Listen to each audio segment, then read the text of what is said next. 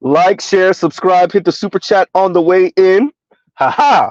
Mr. Z starting a whole 10 minutes early. Well, 9 minutes early. 10 minutes early. Now what? Right? We're not fashionably late today. We're lame and early. The fact that we see being early for an event or a situation, um, we see being early as lame. Jesus. Anyway, um, including yours truly, including yours truly. If you ain't fashionably late, then what are you doing? Um, okay. So yes, Mr. Z did check out BGS's stream. Obviously, my thumbnail has now changed to what NM Hawkins put down.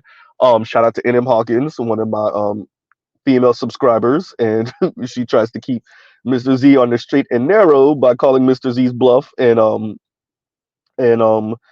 pretty much, going at Mr. Z and be like, well, have you considered this? And so NM Hawkins' statement, if y'all didn't check the change in the thumbnail, is why should black women express their pain of financial distress for black men to laugh at? Instead of complaining online, black women are working and strategizing on how to get out of poverty. Yeah, about that. But black women and Latina women, I know indigenous women are in there, obviously, but black women and Latina women jockey back and forth for who's the most impoverished in America. So, about that. Um, calling men's bluff, black men's bluff, isn't exactly going to work. And I'm going to play for you in a little bit why, right? So, following in BGS's footsteps, BGS used South Korea to pin down a point, right? So, all of these single women are trying to essentially gender war with the men and say, well, we're not going to get married and have your kids. Shout out to Chrissy and Cynthia G, right? Right, all the women that low key and speak about this essentially eugenics talk, right? um yeah, even for the women that don't have children and that are not married to the men in Korea, ugh, see, so BGS saw what it was, 42% of these people, of Koreans that are like single, right? 42%. Y'all ready to hear how the rest of that story goes? Look. Let's pause. Let's pause. Ladies, I don't suggest it. You better get up under a man. Yes, maybe even a work class man. Ooh, maybe a man that come home dusty. Might come home dusty, blue collar, right? Y'all keep listening to Kim Foster if you want to. I don't know, right? And so we're gonna play this clip. Y'all already know shoestring budget, Velcro budget, spit shine budget. Um, But yeah, I don't know, ladies, because the rest of the story is, and y'all like, share, subscribe, hit the super chat. Here's the rest of the story of what's going on in South Korea. Currently, 40% of female workers have irregular jobs and earn about $1,500 per month on average. Indeed, the low income has a negative influence on housing stability. The majority of single women live alone and the residential environments vary depending on economic status. Naturally, there are concerns about women being targets of sexual assault and other crimes, especially for those living in poorer areas, as it is clear that the number of violent crimes against women has been increasing recently. A recent survey conducted by the Seoul Metropolitan Government on women in their 40s and 50s living alone, only 36.9% responded that they were preparing for old age. Wait, let's pause right there. Pause right there, because there's more of this. It gets funnier and sadder and more depressing, but it gets funnier. Let's pause right there. You try to tell me black women are preparing for their old age better than the South Korean women are? At 36, let's say 37. Let's be kind. Let's give them the extra point, whatever the hell, on the other side of the period. You're trying to tell me black women are preparing for their older age and strategizing better than the South Korean women at 37%? Only 37. Okay, a little bit over a third of South Korean women are preparing for old age. You trying to tell me black women in America doing better than that? Huh? This obsession with a positive story in M. Hawkins, I don't know. Right?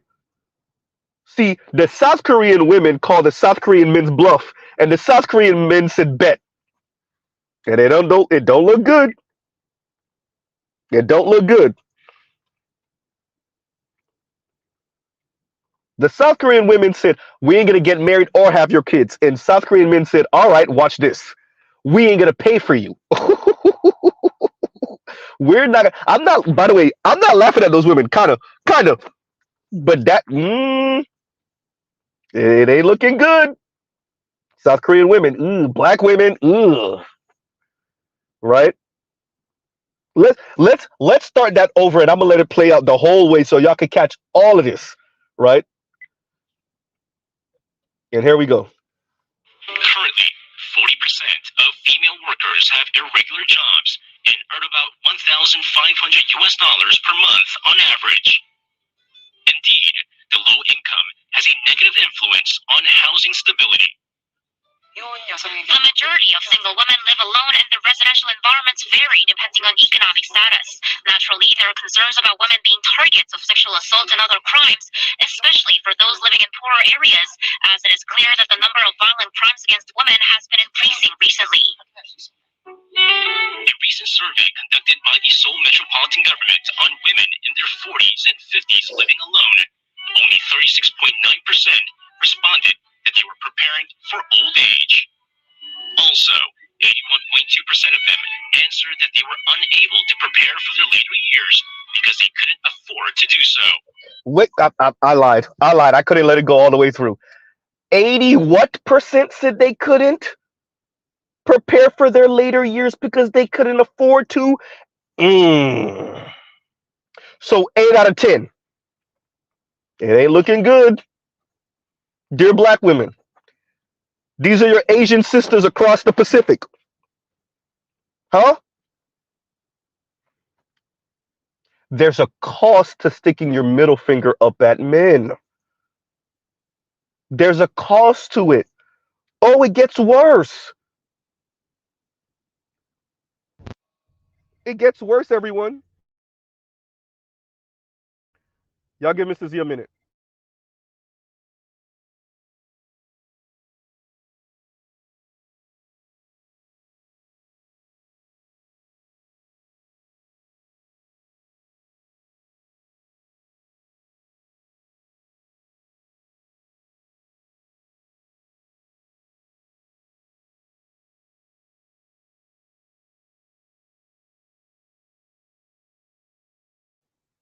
And we're back. 80 some odd percent. So let's say 80. Let's be kind. 8 out of 10. 8 out of 10. Y'all heard that? 8 out of 10. There's a cost. I'm not saying that the men are not going to feel it. BGS reviewed my video from last year Christmas. Was it called The Grinch That Did the Math? I think it was. I called it back then. I'll say it. Other brothers in the black manosphere may not say it. Yeah, black men are going to catch some bodies. Black men are going to be hurting. Some black men are going to be lonely. So it's going to hurt. Black women, you don't come out of this unscathed yourself. I'll say it again. One more again. Black women lose harder. Maybe I need to bring that back. I haven't said it in a few months. Black women lose harder. I didn't say black men win. There is no win. A black gender war, a black gender conflict, even the one online, there is no win. No one wins. Black women just lose harder. Right? And we'll pause right here. Y'all give me a second. Yeah. Black women just lose harder. So let's see if Mr. Z can finally play his thing all the way through. Jeezy, stop. I sound like a DJ from South Florida. I sound like a Jamaican DJ. Okay, let's play the whole way through. Let's play the whole way through. Currently, 40% of female workers have irregular jobs and earn about $1,500 per month on average. Indeed, the low income has a negative influence on housing stability. The majority of single women live alone and the residential environments vary depending on economic status. Naturally, there are concerns about women being targets of sexual assault and other crimes, especially for those living in poorer areas, as it is clear that the number of violent crimes against women has been increasing recently. A recent survey conducted by the Seoul Metropolitan Government on women in their 40s and 50s living alone, only 36.9% responded that they were preparing for old age. Also, 81.2% of them answered that they were unable to prepare for their later years because they couldn't afford to do so. But there's barely any governmental support for them. 39-year-old Kim Hyun-ju works for the Cooperative Society of an Animal Hospital in Seoul. And she mentioned that Korean single women are stuck in the blind spot of social welfare. More than anything, the biggest fear comes from the fact that there are many structural limits if they suffer from any diseases. If I needed medical surgery, only my direct family members are eligible to sign the consent form. I currently live with my friend, who is single as well, but she would not be eligible to sign the form, even if my life depended on it. As a cat owner, Oh, wait a minute. I'm sorry, y'all. I'm sorry. I'm sorry. Look, I'm a whole South Florida DJ right now. Right?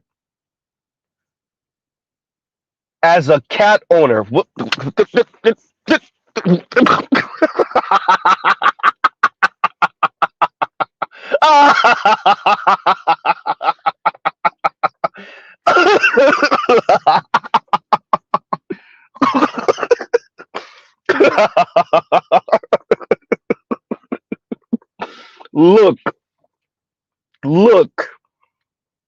ladies.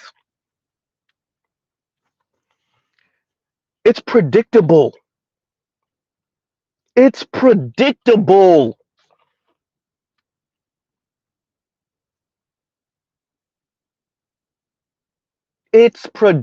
First of all, did I not say, oh, y'all be at home with mom and dad, and yeah, y'all have an apartment with a roommate.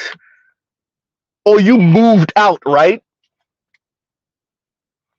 You in your 30s and 40s with a female roommate.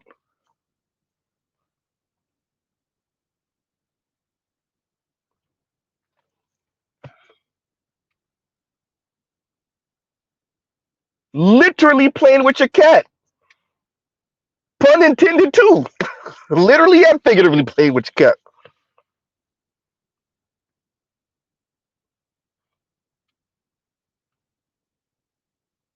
Look at all these men, they're staying at home in their younger age.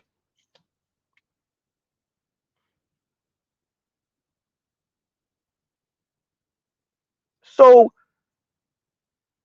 let's get this right. You're not planning for the future at 2/3. You can't afford to at 8. It's actually 8.5, but okay, fine.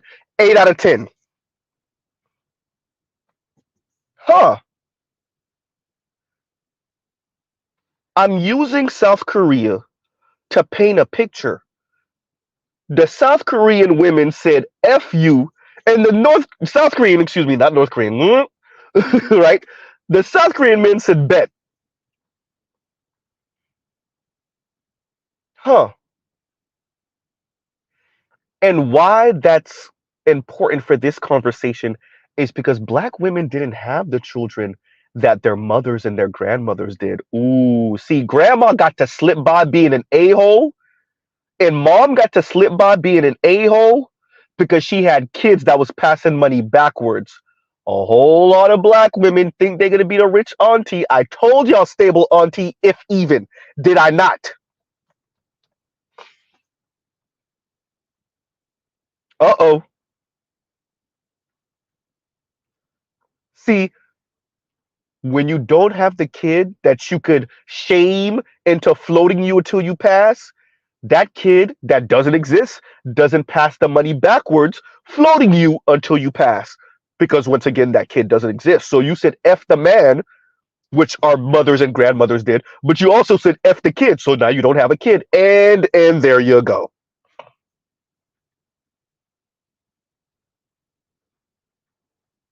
Uh-oh.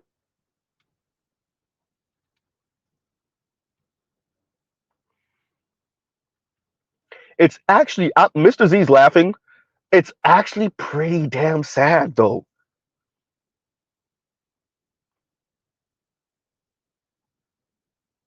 It's actually pretty sad.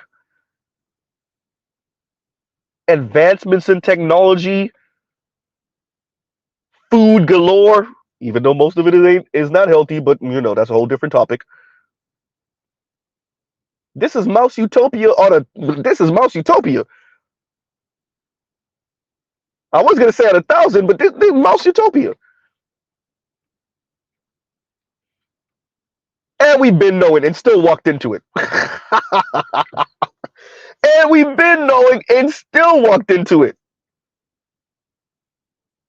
Hey, don't make a left there and then a right and then go straight and then make another left. And you know what we did? We did it. I say we loosely, it's not us. I mean the society. Right? So let's see if Mr. Z can get through the whole thing this time. All right, Z, get through the whole thing, Z. Get through the whole thing. And here we go. Once again, y'all like, share, subscribe, hit the super chat. Currently, 40% of female workers have irregular jobs and earn about $1,500 per month on average. Indeed, the low income has a negative influence on housing stability. A majority of single women live alone and the residential environments vary depending on economic status. Naturally, there are concerns about women being targets of sexual assault and other crimes, especially for those living in poorer areas, as it is clear that the number of violent crimes against women has been increasing recently. A recent survey conducted by the Seoul Metropolitan Government on women in their 40s and 50s living alone, only 36.9% responded that they were preparing for old age. Also, 81.2% of them answered that they were unable to prepare for their later years because they couldn't afford to do so. But there's barely any governmental support for them. 39-year-old Kim Hyun-ju works for the Cooperative Society of an Animal Hospital in Seoul. And she mentioned that Korean single women are stuck in the blind spot of social welfare. More than anything, the biggest fear comes from the fact that there are many structural limits if they suffer from any diseases. If I needed medical surgery, only my direct family members are eligible to sign the consent form. I currently live with my friend who is single as well, but she would not be eligible to sign the form even if my life depended on it. As a cat owner, Kim formed a gathering of fellow single women with animal companions. The best thing about this gathering is that they have good neighbors to rely on in times of emergency, who also have the same interests and concerns. Nameless hive model. There are certain hardships we experience because we chose to remain unmarried. We share those things, relate to one another, and get healed along the way. Outside the welfare system, single women have to find their own means to secure their futures, and they're calling on a change in the family-centered social policies. Because the tax system, welfare policies, and even the medical insurance system are designed for families, they alienate unmarried women and single-person households. Therefore, our society needs to find ways to embrace and support them rather than merely trying to treat the symptoms. Y'all imagine demanding, after giving men the middle finger, right? I said it to Chrissy, maybe you can afford it, but most black women, even your swirlers and divestors and black women in luxury and black women level up women, can't. Imagine giving men the middle finger and then demanding on the back end that they pay in taxes to float you. You imagine? You imagine telling them, yeah, I ain't getting married to you and I ain't having your kids, right? I don't want to play this role. I don't want to take care of your family. I don't want to take care of you. I don't want to be a wife. I don't want to be a mother, not to you and your kids.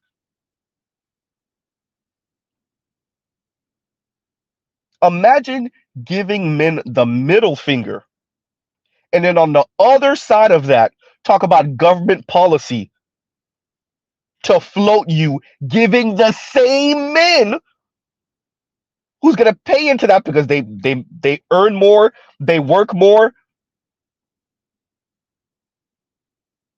taking their tax dollars for you to turn around and give them the middle finger. Imagine, right?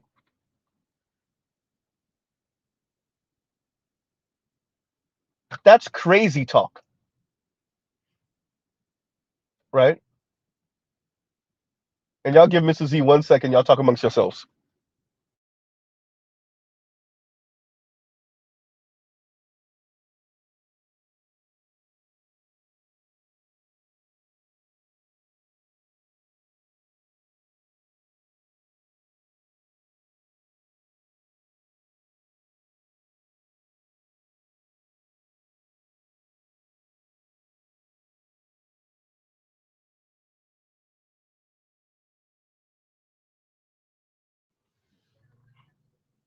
All right, y'all, we're back.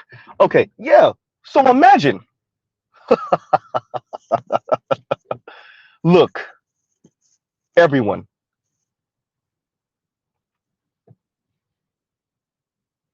this is not sustainable. Y'all know this is a common theme on Mr. Z's channel. And I'm using Korea, South Korea, to paint the picture because that's what BGS did. And on the other side of this feminism and the advancements in technology and the lowering birth rate and the fact that Korea is the one nation on planet Earth with less than a one child per woman birth rate, right? We're officially under 0.8 according to some estimates. And in America, we're at what, 1.6? In the black community, we're at what, 1.8-ish, 1.7 now? Huh.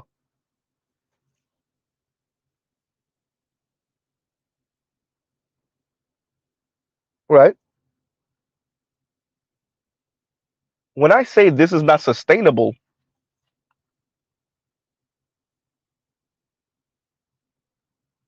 and y'all caught that?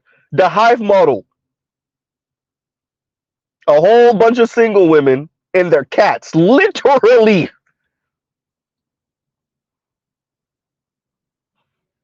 Right? So, I'm listening to BGS talking about radical feminism, radical feminism, radical feminism. That's what the ladies were speaking about on what he was playing. The 4Bs, right? And I should have caught the clip. I should have also recorded the clip of the radical feminists from the 70s, 80s, speaking about, oh, we should live on this side of the hemisphere and men should live on that side of the hemisphere. And we questioned whether we should have children, boys from these men.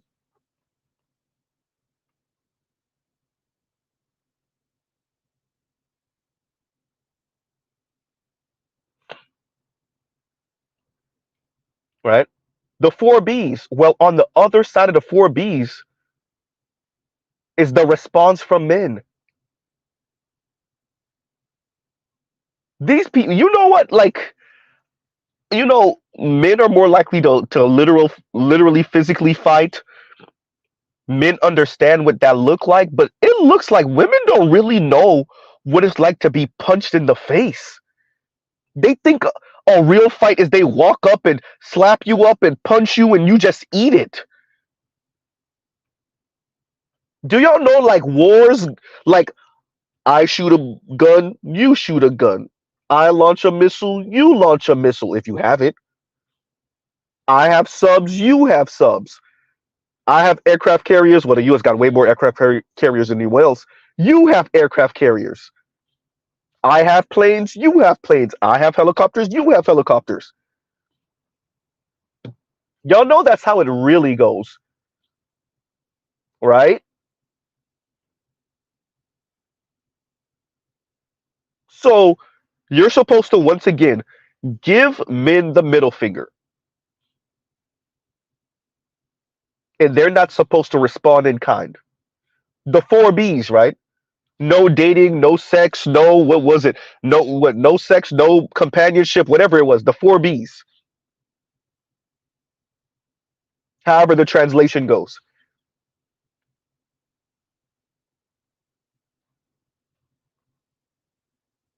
And yeah, exactly, Calvin. The translation is the four no's in English. The four B's is Korean.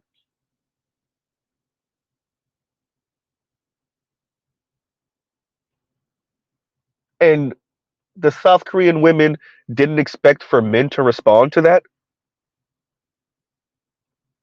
And what it looks like in the black community is that black women didn't expect for black men to respond to that.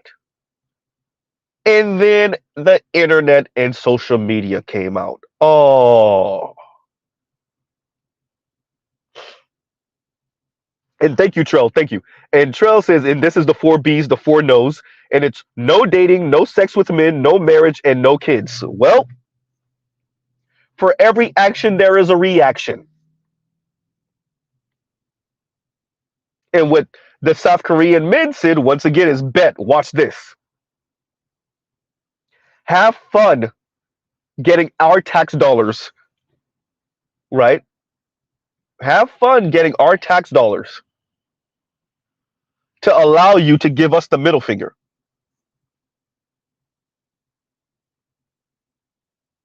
Right? Wow.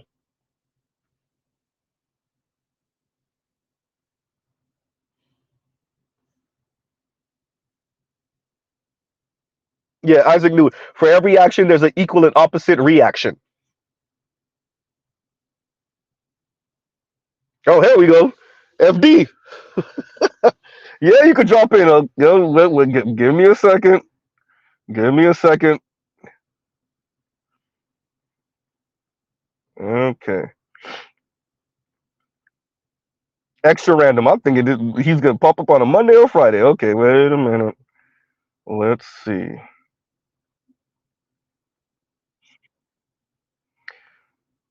So this link is only for FD, everyone. This link is only for FD signifier. And here we go. Okay. Let's see. All right. Link is in the chat. Y'all like, share, subscribe, hit the super chat. Right. Continuing until FD pops up. Yeah, sticking your middle finger at men. Well, right. So I don't know what the South Korean women thought was gonna happen, but it ain't looking good. Ouch. Right. It's not looking good.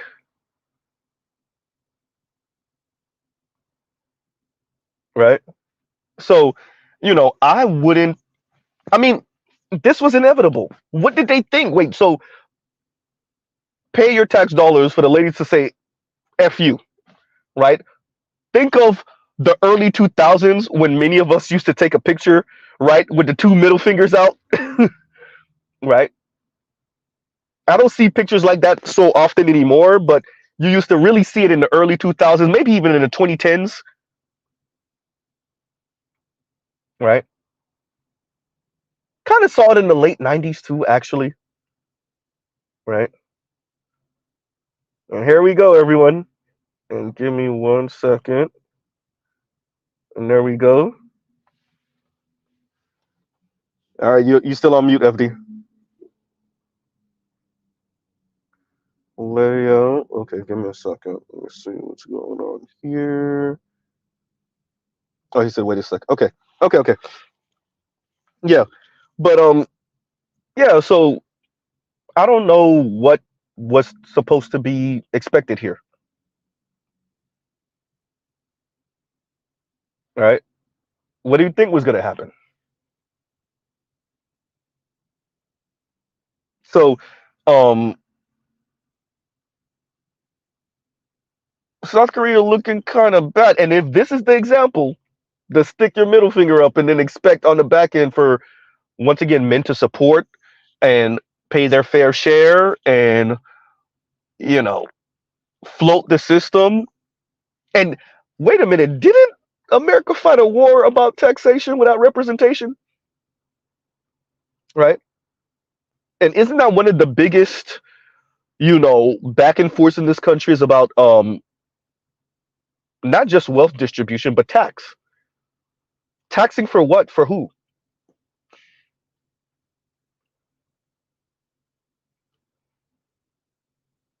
And Demetrius says basically they said F you pay me. Essentially. Not even not no, they really are saying that though.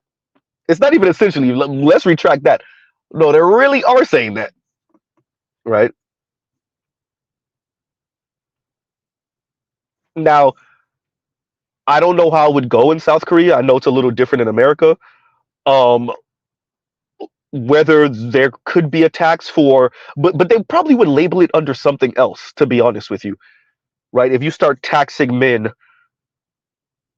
to float women, so they're, the segment was speaking about 30, 40, and even 50-year-olds, but 30 and 40-year-olds. So we still not all the way there yet. This is something that we're going to watch really unfold in the next 20 to 30 years, right?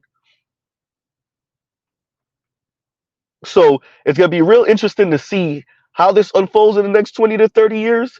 If they can actually get a tax for floating um, people in general, but in South Korea, the South Korean women who can afford to float themselves, right? Oh, FD, you unmuted? Okay, maybe that's just me. Maybe that's because I put the comment up. Let's see. Okay, yeah, he's telling me. And yeah, so yeah, Test, so test, test. you're good to go, sir. You're good to go. What's going on, gentlemen? What's up with you? Hello to I'm sure very friendly chat. Let me check let me get off the comment section so I can't even see. Don't please, please, for the love of God. Oh, even BGS is here. Yeah, Oh Lord. I rock with BGS. I know it's when I did my etymology of the space, Mm-hmm. I mapped out the different sections of thought. Mm-hmm. It's an interesting dynamic. I was talking to, who was I talking to? I don't even remember.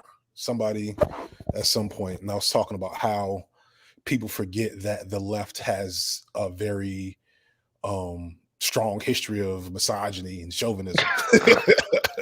Like, just because you are, What do you mean by misogyny? When you say misogyny, what do you mean? just a general, negative sentiment towards women, feeling like women have a specific place that they need to be in order to be allowed to exist. Is it a negative? Because okay. Is it a negative sentiment towards women, or is it okay if this is the role? Because if you hear me speak, I'm for egalitarianism, but you got to eat all of it. Mm-hmm. You got to eat all of it. And what it's looking like, and even Christine Imba was kind of speaking to this on a CNN interview, is we got to find a way for these men to pay up, right, and still be provider protectors, but don't expect like what's supposed to come on the opposite end from the XX chromosome side of the game. And like what you're seeing men say is like, no, if you say egalitarianism, eat all of it, all of it. I don't think you'd find. I don't disagree with that. Mm-hmm. I think most progressive men would agree with that. But we're kind of the white boys call it hiding the power level, right? Mm. And what that means is like, yes, that's no, it's Mott and Bailey No, it's a reverse. I don't know, man. I've been avoiding the white boys for most of this year, so I may be rusty. Why? Because but I mean, I don't know how much of my shit you actually watch. I don't know if you only peep the stuff that I do. No, I watch. I watch a lot. Not everything, but yeah. I know it was coming at you. I know. The white boys don't like the presence I've built. And so, and you did it really quick. Yeah, of course. And you did it like a blink of an eye. Yeah. So, there was a lot of conflict and beef the last year or so that I've mostly. You're still a black man with dreads. You're still a black man. So, very much so. But getting back to the point, you say that, right, in one breath. But in several other breaths, you hear the other more explicitly misogynistic sentiments, right? Like I think if so I want to be fair and clear, and I'm not saying this with shade. I pop in on y'all every once in a while. I haven't actually done it in a while because I was kind of letting y'all breathe, not in terms of like on some ego shit, but just like I don't want to completely build my content around dealing with y'all, right? Like that's just by nature. So I hadn't really popped up on any of the manosphere content in a minute. But I know enough to know that, if I come in here and I pay attention, I'm going to hear several things that I agree with, at least on this side of the manosphere with the more left-wing figures. But then I'm also going to hear, shit about OnlyFans models and it's way too much talk about divestors and, cherry-picked, issues about insert women here did some bad crazy thing, and we're going to talk about it for several hours as if it represents the reality of black womanhood and black women's behavior. I will say this. So when you popped up on my stream, and you, I guess you listened to it. I don't know how much you listened to. I listened to that whole until you got to the. Because whenever I do a new video, I'm always looking for the critiques because I want to be sharp. And so I actually listened to the whole thing up until you opened up, I guess, the panel. Okay. And then I checked out. So I listened to the whole thing. Okay. And I gotta tell you, it was a riveting. It was like in terms of like useful critiques, right? Although obviously I disagree with so much and I have my own perspective. But it was a useful critique. I was like, yeah, this is some stuff. I'm gonna save some of this for later. This is some stuff to get into in the future. I don't know to see if this a compliment or a patronizing tone. I don't really know how to take it. Go ahead. I promise you, I don't patronize as much as people think I do. I wouldn't have. I promise you. It's more so.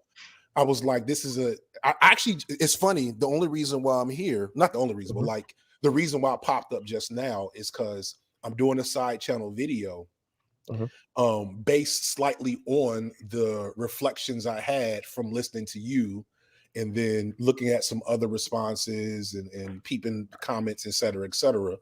And, there's the video is going to be titled, Am I a Simp for Black Women? I'll say this because there's a lot to take from the Swirlnomics video. And I meant what I said, brother. Women in general, women of color are showing you through action when it come time. And that's, for me, you dropped the ball so much when you were saying that, especially on the Asian part, but I ain't going to cape for Asian men. They talk all that talk. But when Jenny Mai said it, right? Dark meat for the side, white meat for the main course, obviously before Jeezy. Women of color are showing you through action. Yeah, I'm talking all that anti-patriarchy talking, rah, rah, rah. But when it's time to get married, though, all these radical women, even Fab Socialism said it, like I said in the video. Even Fab Socialism said it. Now, she tried to clean it up when she was on Foreign Man on a Foreign Land, but I caught her when she said it the first time on her channel.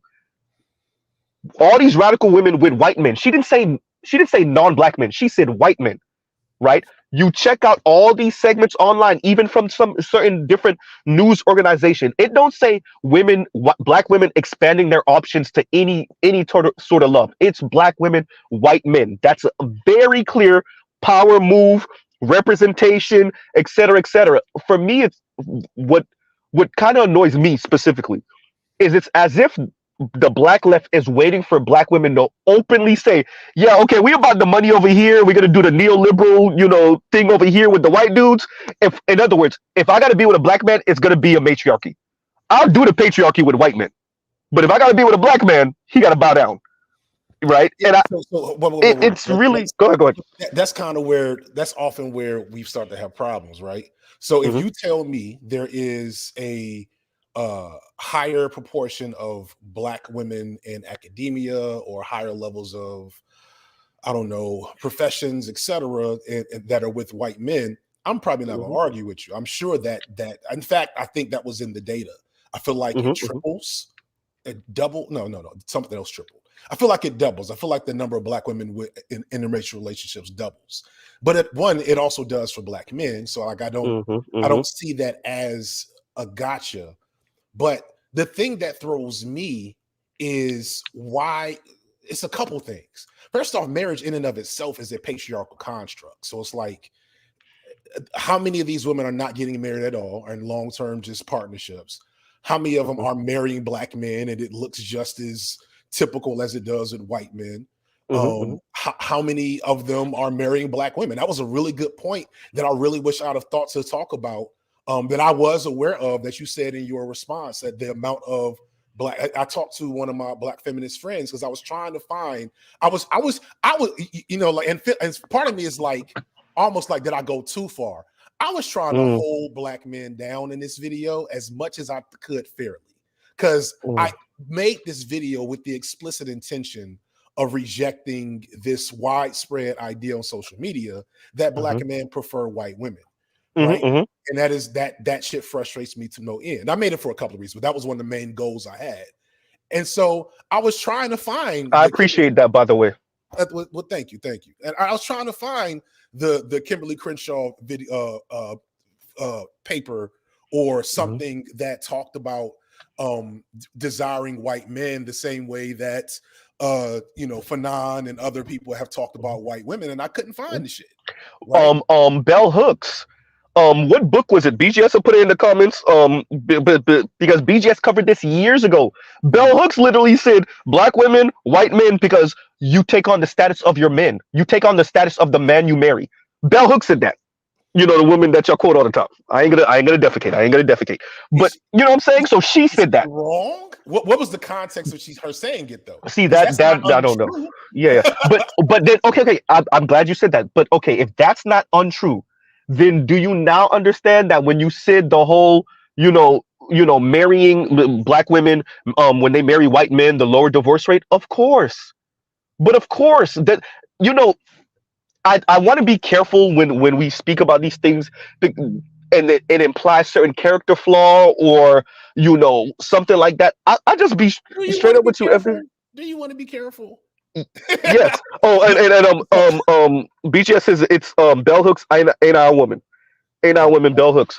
Right. So I'm gonna look into it and see the context. I'll circle the block on this because I'm planning a gender wars video, like an outright gender wars video in the near future, and I've already got some like normal people, but I'm contemplating I'm contemplating what it would look like to put the most reasonable manosphere niggas I know on a panel with the most reasonable divestors that hopefully exist. I don't know if they do.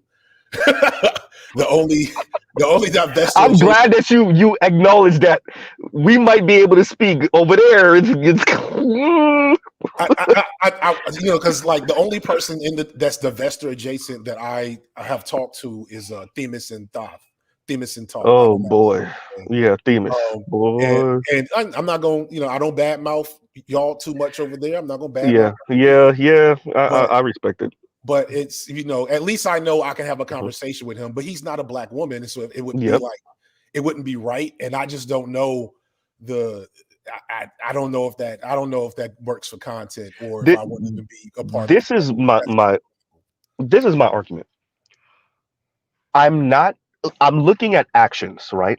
So what we're saying is, and by the way, so further down on the Pew research that you showed on the Soronomics, it speaks about the interracial marriage rate for American-born Asians, right? And that's why, if you listen, I said the 54% of American-born Asian women that marry out. That's not love, bro. And I'm not. People get married for whatever reasons they get married for. Whatever, whatever agreement you and your spouse have, that is what it is. Right. But So we I think, gotta call. Go ahead. Go ahead. well, so all right. So let's extrapolate this a little bit. So an argument you presented, I think what you're getting at is an argument you presented is that Black women are not loyal, which is something I said in the video, right? I'm saying they're not they're not more loyal than black men. They have less. Yo, we know what country we live in. Let me before you make that point, let me kind of roll that out so I can explain what I'm saying.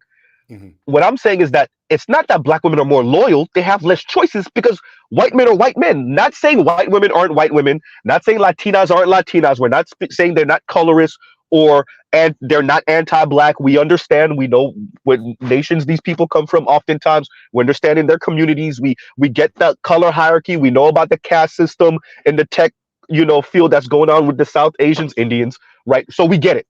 I'm not saying that these people don't the women of these groups aren't don't have anti-black sentiments. What I am saying is the men in those groups, from what we can see, are just so much more dogged about it. Mhm. And what I'm saying is that does affect black women marrying and dating out. It's not that they're more loyal. It's like it's clear that and there's so much studies about how white men see black women, right? So you're That's what I'm so speaking there's to. definitely something to the fact that Black women are devalued in society, right? Okay. Like that is it's really ironic, and it's something I like. The only reason I'm thinking about taking the risk of putting y'all together in a room is y'all are all like some of y'all are saying almost the exact same things in my comment section, except from different angles. Like you're telling me Black women aren't more loyal, they just have less options. And then another woman who, after kind of going back and forth with, I was like, okay, this is just divester diet divester conversation, was like, you didn't touch on the fact that Black women are devalued in society and thus have a significant pressure on them about getting married, which creates a lot of conflict with Black men who clearly by a demonstrable degree marry out, yada yada yada. And I'm glad that you actually addressed that because that's not true. But go ahead. Well, I mean that's so. Tell me how that's not true. Like the first, so like we will agree on the fact that Black women are devalued. You probably don't want to put it like that. No, I will agree with that. Okay, I agree with that. Black women are devalued, and thus their ability to seek out men of other races is going to be harder, and so the numbers are definitely going to be skewed by that. That's a confounding factor. I don't know if that automatically says that they are less loyal than I presented them as, or that let's say the common logic would say. Common logic to me is something you said, I talked about it in the video, that I thought was really profound, that kind of sat me down for a second. You had a long, not diatribe, but you had a long little moment where you talked about how you heard so much Black women around you, like in your personal life, talking about how white men are better than Black men, talking about how they preferred white men and that a white man to treat you better, yada yada yada. And you cited Lil Bill mentioning that growing up in his experience. And you said like FD, you never heard that, and like, bro, nah, I never heard nothing like that growing up. And I really do wonder about that, because what is, and this is an argument, you'll see the video when it comes out, it's gonna be less cordial than, I ain't watched the B-roll of it yet, but I ranted a lot on it. But so FD coming at our neck, y'all. That's what you're saying. Okay. I kind of came for y'all a little bit. I'll get to the other thing in a second. But as usual, I circle back to say, okay, how do we unpack why this sentiment exists? And the argument I make is that when I hear stuff like that, I think to myself, and then I look at how I observe the space. I say, man, these dudes really feel like Black women hate them.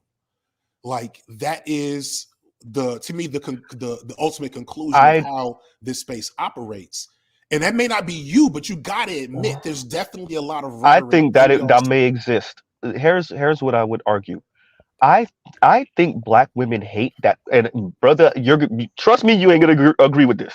Mhm. I think black women hate that it wasn't black men that went around the planet, raped, pillaged, conquered, and destroyed to make about 20% of them where 20% of white women are.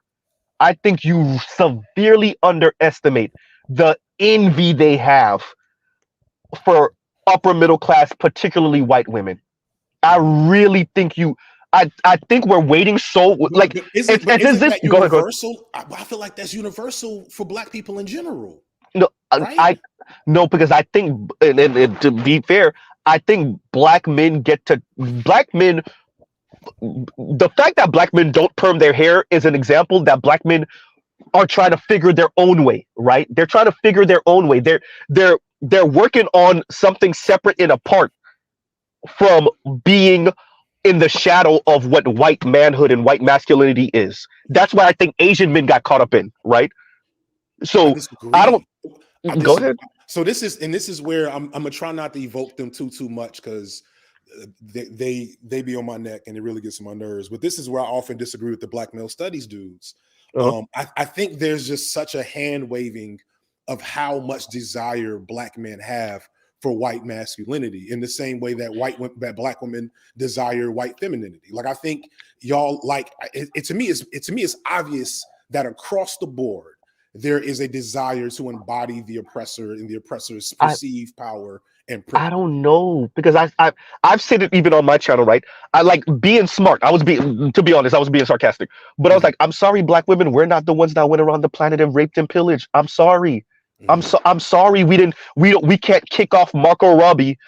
I'm pretty sure you know who Ashley Acuna is. She used to be the host of the Grapevine. Nah. Oh, you know? Okay, yeah. Grapevine. It used to what is the Grapevine? Because I that came up in comments and stuff. So yeah. It used to be on YouTube. They deleted everything. But it used to be this kind of panel discussion with a bunch of obviously black people from across the diaspora. It used to be held out of New York. And yeah, the host of it was named Ashley Acuna. And I said, I'm sorry we can't kick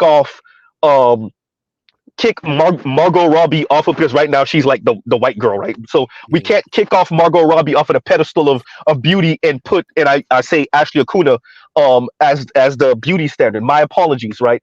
And I'm being funny, but I'm not, because the goal is not to really tear this down. And I want to say this because I need to pin this point down. The goal isn't not only to not tear this down. It's as if, particularly on the black left, y'all are waiting for black women to be so brazen. I didn't say just swirlers and divestors. I'm saying black women writ large to be so brazen about wanting to be white women, right? Upper middle class white women in particular, because we already know the average white woman is living Roseanne's life, right? She's not living Real Housewives of Orange County. I say this often on my channel. We get that. That's not what they're not asking for justice. They're asking for power and to be next to the men of power. And that's what I disagree with on the swirlnomics thing, by the way. And I'll pause right there. Go ahead. So, but to me, what this is I wish I could remember the words I used earlier, but this is my point earlier about how the power level is hidden, which is, to me, you're describing a phenomenon that describes all black people, especially black people who are petite bourgeois, who are almost there. Who, if they could get the right job, if they could get the right husband or wife, if they could get the right hookup or connection, they can get this loan, they can get this deal, then yeah, they can be a air quotes black excellence, right? Yeah. So like I don't disagree with you that there are a ton of petite bourgeois black women who part of their bitterness towards black men is because we can't meet them where they are. When you go to the divestors corner of the internet, that is definitely the essence of what that argument tends to be. But that is also the same thing you catch from black people, from black men. I gotta make a correction, MD. It's not meet them where they are. It's be better than them. This was Ebony K. Williams' whole point. This is there's a content creator named Real Talk with Yenny. I want to be a kept woman of leisure, right? I can provide myself. She's earning 6 figures off of YouTube. I can provide myself with all the nice things. I need you to come in and provide me with more. This is what Ebony K. Williams was saying. That's why when but it still comes down to, but what we're still talking about is a white gender paradigm, is what I'm saying. Just like I think the average man doesn't want to come in and be like, if we're talking about the same paradigm that Black women have, come in and make me a woman of leisure. The average Black man that's petite bourgeois and involved in certain politics and ideologies doesn't want to come in and be equal. He wants to come in and be the patriarch of his space. So we're still talking about an equal sentiment, is all I'm saying. What I'm a lot of what I think what makes me bother to have these conversations. Let me rephrase that, because I don't want to. I get accused about being arrogant a lot, and I'm gonna be arrogant later, but this is not it. What makes me value being able to pop in and talk is the fact that I can hear the capacity for analysis, and I hear how close I feel like people are to recognizing things, and then it just feels like this I hate Black women filter gets in the way, and you miss obvious commonalities and flaws in how you break things down. You can. Are you saying that about me per se? You in particular, the whole semi-leftist Black manosphere space. Semi-leftist, go ahead. You know what I'm saying? The whole semi-leftist back, because let's be real, like, so folks are leftist a little bit. You know, like brother, I said it. I want to say it again, but just in case you missed it. The women I'm not, don't, FD, as a respect to you, brother, I'm not going to start saying the names of women and you're in community with, and I know you got their number, that when I catch them on their streams, they lament that they earn more than their man, or they're going to, and they know it. I'm telling, brother, that's why I said they talking all that leftist stuff over there until it come time to get married and be a relationship. That's not leftist. I'm just saying. That's not that earning more or less than your partner has nothing to do with leftist politics. But isn't that patriarchy though? When the issue is the woman, I ain't say man, the woman is saying, you could tell in her voice, damn it, I'm gonna probably earn more than my man. I'm gonna probably earn more than a man, a Black man. Ugh. What is she signaling when she does that? What is she signaling? She's signaling the insecurity that comes with being in that position. I get it. Brother, and now you see why we say what we say. Go ahead. One thing I want to clarify is you know, I in different comments is I get accused of being a secret patriarch. That like I come and I talk down to brothers in the manosphere, and like here I am at home with a wife that doesn't work, whipping my kids and oh, see, I didn't say that part, but I definitely did say FD started making money. His wife is a stay-at-home mom now. I'm just saying. But peak though. Like this is so. Let me talk about myself for a second in that situation, right? So I haven't always been a person who identified themselves as a leftist, but I've always been trying to save the world. Right. That was me from an early age. I came out of school. I spent like 1 year trying to be Puff Daddy. God forbid I'd have actually been successful at that.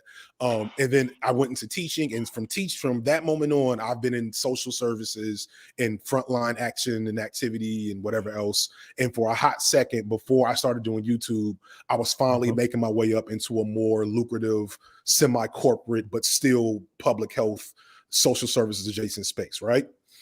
The whole time, my wife, she was into corporate America. And so early on in our relationship, I made more money than her, and I did different things to hustle, whatever. She went and got her, I had got my master's. She went and got her master's. Mine is in education. Hers is in business. Her master's is worth more than mine. It just is. So for the next, for almost 10 years of our marriage, she made more money than me by a nice enough margin. I know, because I've heard you say it. Go ahead. Right. And in between had 2 children. Right. So what any Black woman who just has a sense of survival instinct is thinking about is how to properly get through that burden. It is not easy. And every Black couple I know where the woman makes more money than the man, and they've had kids and things and those things along those lines, it becomes a stressor, not on some I want a patriarch but on some let me finish. Go ahead. But based solely on the fact that when our second son came, and we had, certain bills that suddenly had to be paid that we weren't ready to pay, and certain responsibilities and things that needed to get done, it still depended on her and her career path to both bring in the bigger check in the household, and she still had to breastfeed. You feel me? She still had to breast. Like, I cannot do certain things that she does literally, with those children, or physically, or physically, literally, right? Further, there's the desire to want to be able to fall fully into maternity and motherhood. You know what I'm saying? That's something that, I would argue Black men don't get enough credit for, and how we, you know the data. I ain't got to repeat this shit to you. Yeah. But that also is a product of the fact that if I can't bring anything to the table, I'm gonna bring myself, my time, and my effort. So there's gonna be angst. But at the end of the day, we know most of these women end up with Black men, whether they make more money than them or not. So I agree with that. I've said that. I don't get the point of making that a point of antagonism. No, I agree with that. What my point is with this is what it's seeming like more and more, and this is going to be y'all fight for men in general, not just black men are actually not going to be the loudest about it. Have fun trying to beat white men over the head with this one, but which is, oh yeah, you see this, and you're, like I said to you last time you were on, you're living that dream. Now, you explained to us how you got here, right? And I've obviously, I didn't know the details. I watch enough of your content to kind of have somewhat of an understanding. Now I understand the details. You're explaining it, and what men in general are saying is that's all we saying, and what women are saying. This is what the women are screaming about. It's as if you're like looking at the quote unquote bad behavior of the men, and then let me land with this. And then you're watching TikTok video after TikTok video, YouTube video after YouTube video of women that are not a part of no divestment, women in luxury. They're not part of any of that. They hate this dynamic. They despise this new dynamic.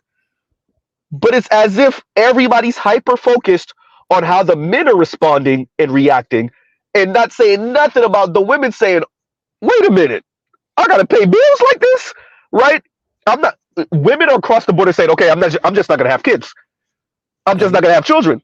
And they're being very explicit why. The money, the bills, the 50-50. But we created an environment, that's the environment we created over the past 6 or so decades. Let's break down. So first off, you know what I'm gonna say, that environment. It was capitalism.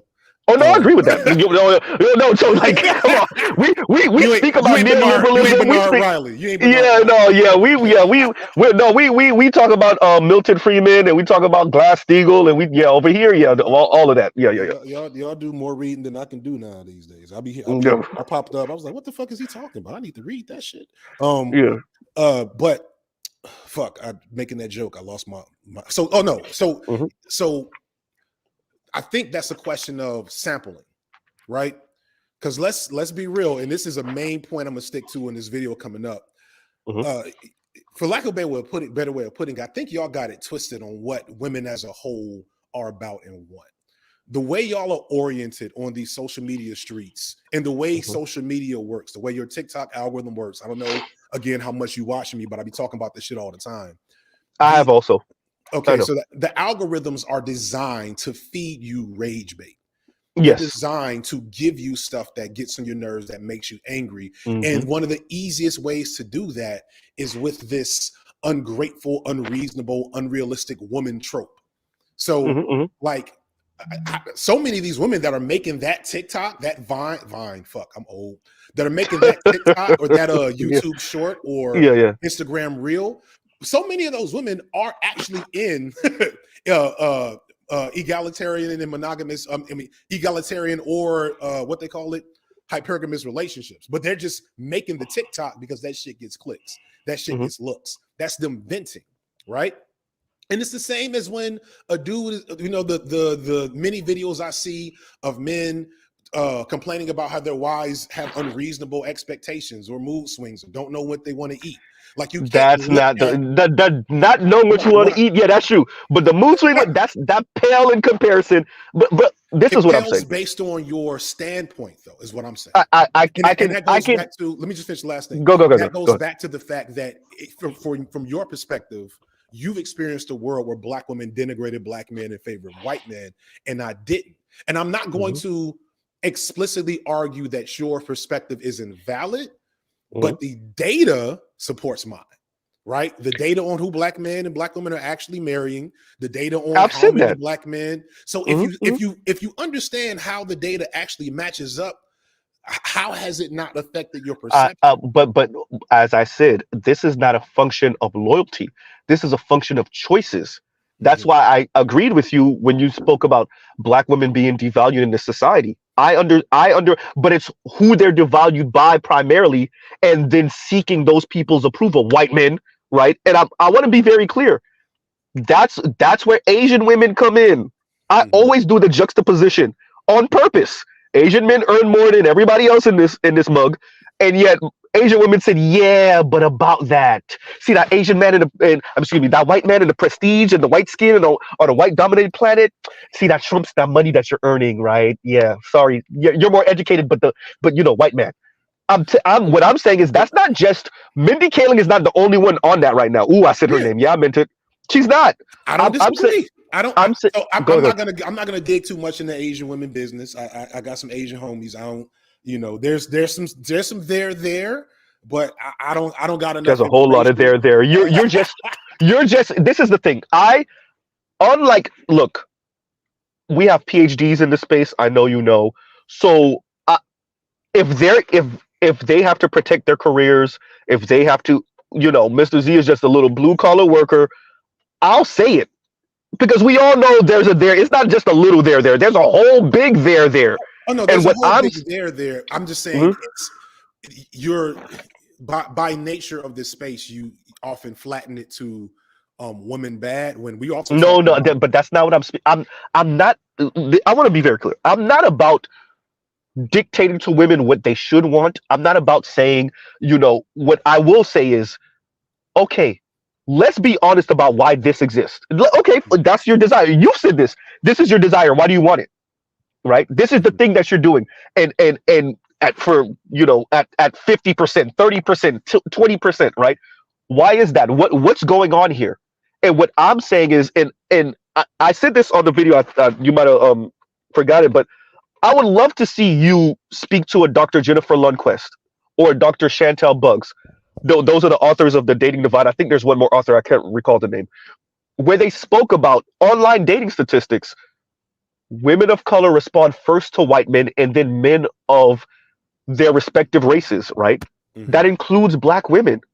That's not the case for Black men, though. You see what I'm saying? What I'm saying is, Dr. Richard Reeves says something where he says, and Dr. Richard Reeves, I know you know him, of Boys and Men, Brookings Institute researcher, et cetera, et cetera. He says something like, who would have known that when we took the brakes off of women, they would pass men and become valedictorians and start going to university and college more and just blow past boys and men, right? And they would, start in these certain careers. And he was saying his youngest son was so used to seeing female doctors that he didn't even know there was such thing as male doctors, et cetera, et cetera. What I'm saying is, what I think we're not considering is when we take the brakes off of women and tell them, no, you must act like this. This is the way a woman's supposed to act.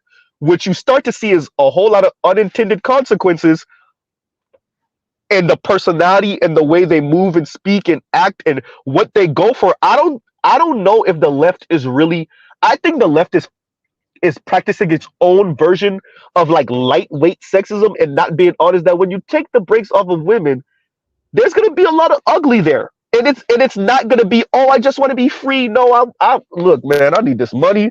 I need a dude that's about this money and this status. Like the power couple thing comes about, right? But that's not so. Let's be clear. That's not the left. Yeah. That's Go ahead. at best, right? That's Jay-Z, Beyonce. You know what I'm saying? I know where you're going with that. But that's what I keep on speaking of. And so I've Go also ahead. been very critical of girl boss McFeminism. Yeah. Big feminism, yeah, but girl boss feminism, yes. Yeah. Yes, So I've spoken about that before. We're definitely we're mostly aligned with the fact that there is a contingent of women, Black women specifically, that are trying to reconcile quasi-radical politics with the desires of capital and wealth, Neoliberal capitalism. Yeah. Right. That is, I think that was put perfectly on display, like in the aftermath of Black Lives Matter. I've had conversations with a lot of Black feminist academic types who've been like, yeah, I really had to sit down and like engage with academia as an what my homeboy call it, neo-colonial something. I don't know. It's a colonizing force. It's a colonizing force is what he's getting at. So like there's that's not even a there, that's just true. That is just a reality that is facing people in whenever you get to that petite bourgeois status, you're going to have that pull. But again, what you're describing to me is a universal phenomenon with that group. You're talking about we're going to take the brakes off of women, which just to be clear, you're speaking to the fact that we removed a handful of barriers to make it more possible for women to compete in academia and the professional marketplace, etc. To which they still tend to lag behind in all these other ways. Let's not forget that. But that a handful of these women, now armed with the capacity to do for self, are either going to wait for a man that can meet them at that can meet their standards. We'll say, I'm not going to say meet the level, that can meet their ideal standards, or be by themselves, or get with other women, right? Yeah. And I personally, like, as long as they're not doing the neoliberal shit in the process, I don't have a problem with that. If you just want to do your lawyer job and you waiting for your high value man, or you gonna date your homegirl, or you gonna date the rose, like, as long as you're not becoming a divester in the process, right? Which let's be clear. I'll argue this: divestors are a small niche community. I think on the internet, I think you're right. I think, and I'll say this: like the rhetoric, the insanity. You're correct about. What I'm saying is, I think way more women, Black women, are on that, and they're not card-carrying divestors. But look at their actions. Look at the way they move.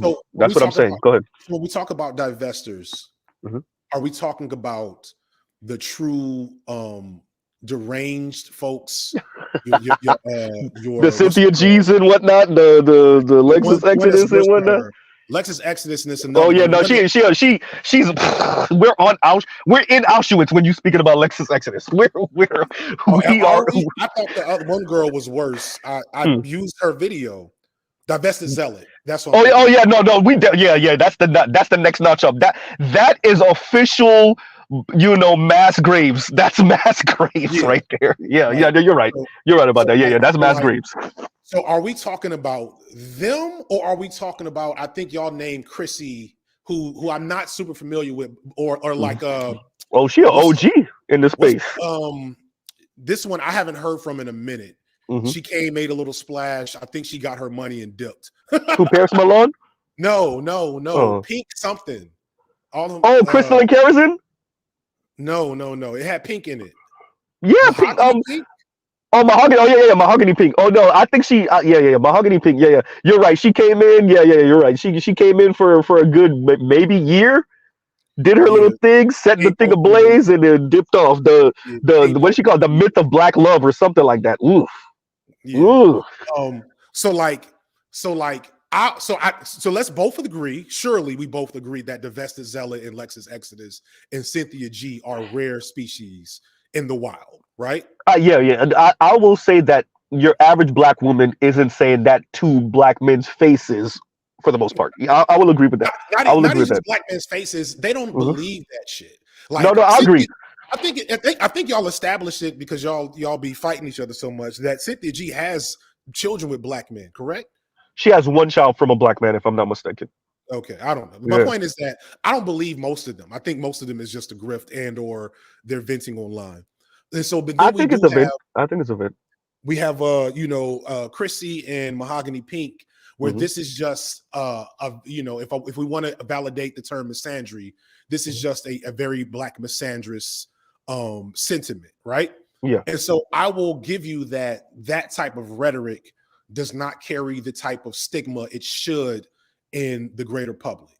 It shouldn't be so easy. Like when I said I wouldn't have made a video talking about how black men date and love black women if I didn't know that there is a clear misperception on the behavior of black men in the greater society, especially on social media, right? Yes. So I'll give you that. But I will come back, and I guess I'm gonna have to die on this hill Uh-huh. that reflects a similar misunderstanding on the end of black men But- about how black women behave, and a similar rhetoric in the media. Like right now, niggas is still going. I make this comment: a woman did get hit by a brick a month ago, Mhm. right?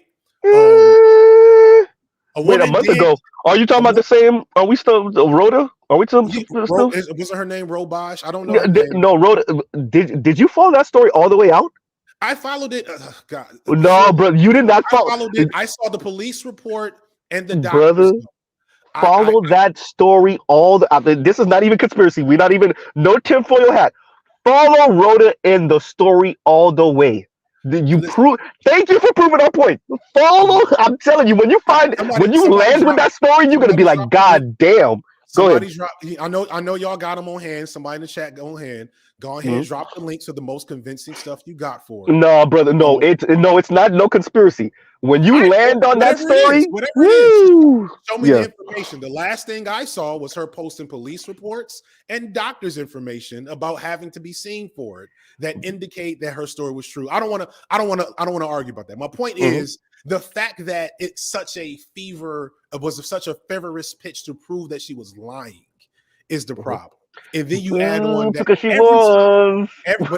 every time a black woman enters the public eye with a problem that involves black men, even tangentially, there is a contingent of niggas on Twitter, on Instagram, here on YouTube that move the same way Mahogany Pink moves. That move the same way what's her name moves. I don't know if what's Jonathan Abraham.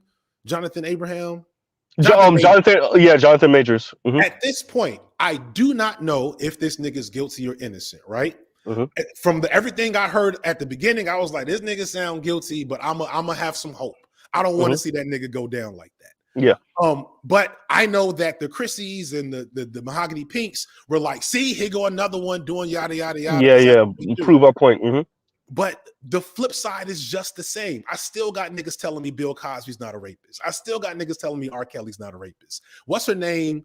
Keke Palmer, her husband, and that nonsense. Fucking Meg Thee Stallion. Like, that's why I'm making a gender wars video.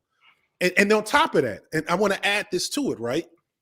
On top of that, so we have both of the misbehavior and nonsense in the media that happens on both sides. But I know this. When my wife leaves the house when it's dark, nigga gets nervous.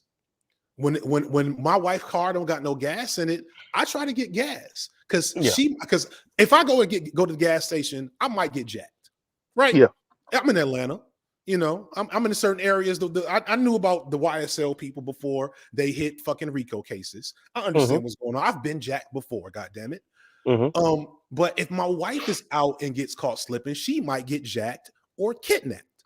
You feel me? And like y'all, like there's this conversation, and I've been trying to promote that conversation as much as possible. And I respect, even with the BMS dudes, the Black Male Studies dudes, I respect their desire to put out the conversation about the sexual assault of Black boys and the physical abuse that Black boys and men go through in intimate partnerships, all that. I love that shit. I want more of that out there, but it should not be in oppression Olympics framework, because if we that's tone policing. no, I'll let that go for a second. Only for the sake of pointing out that if you just look at the actual data to its fullest extent, it's still them being harmed more by us than vice versa. It's still them fearing when they leave the house at night. It's still a different paradigm. So it'd be nice, considering how many black women been assaulted. And honestly, in my circle, none. Really? Yeah. Well, actually, one. And my person, one. Throughout my life, I feel like every black woman I've ever known has been assaulted either sexually or physically by a nigga, right? And again, we're definitely clearly operating on two different paradigms of how we experience the world. I feel like my mic is low. No, I can hear you perfect. Okay. I can hear you perfect. I'm starting to ramble. I hear. My point is, just give you my final point. There's so, and I've been saying this to y'all for years now, so I won't belabor it. There's so much more to be gained by finding common ground than by harping on and exacerbating these proxy conflicts that, even as you tease them out, don't look like they benefit your argument at all. And has anybody dropped anything in the chat? I know y'all got the links. Show me the evidence. I'm looking y'all post all the videos of Rhoda when she did this the first time and the second time, and her harassing the white woman in the lobby of the hotel, and post her. Didn't she say something like 2-3 weeks ago? Didn't she try to pull a stunt again 2-3 weeks ago? Y'all post all of that. I'm telling you, brother. Wait until you find out. When you land on that story, you're gonna be like, "Oh, I know." I want to see it. Yeah. I'm eventually going to talk about that whenever I do this gender wars video. And as a matter of fact, Dr. Richie Rashad, who has Undisputed on YouTube, I think he's a TYT affiliate. He actually had a segment where a sister came on and she kind of low-key apologized, like she felt like she was played by Rhoda, and she was like, she took advantage of the gender warring discourse online. And then, if I'm not mistaken, I think that young lady is an attorney, and she was saying like, "Oh crap!" Like, she ain't say sorry, black men. Of course not, because they never do. But like, okay, we might have got caught slipping on this one. We might have went too far too fast, and mocking y'all and making fun of y'all and going at y'all for questioning this, and then it might have turned out that y'all were right. I got to see something that reviews the evidence that was presented. The Sneak said something here that I think is interesting. Black women are not devalued. They just don't birth white male babies. Unconsciously, white men considers it genetic annihilation and views babies from Asians as white. So racism, my nigga, like, y'all. It's like, but I don't think we doubt that here. I think, but I just want you to catch my framework, right?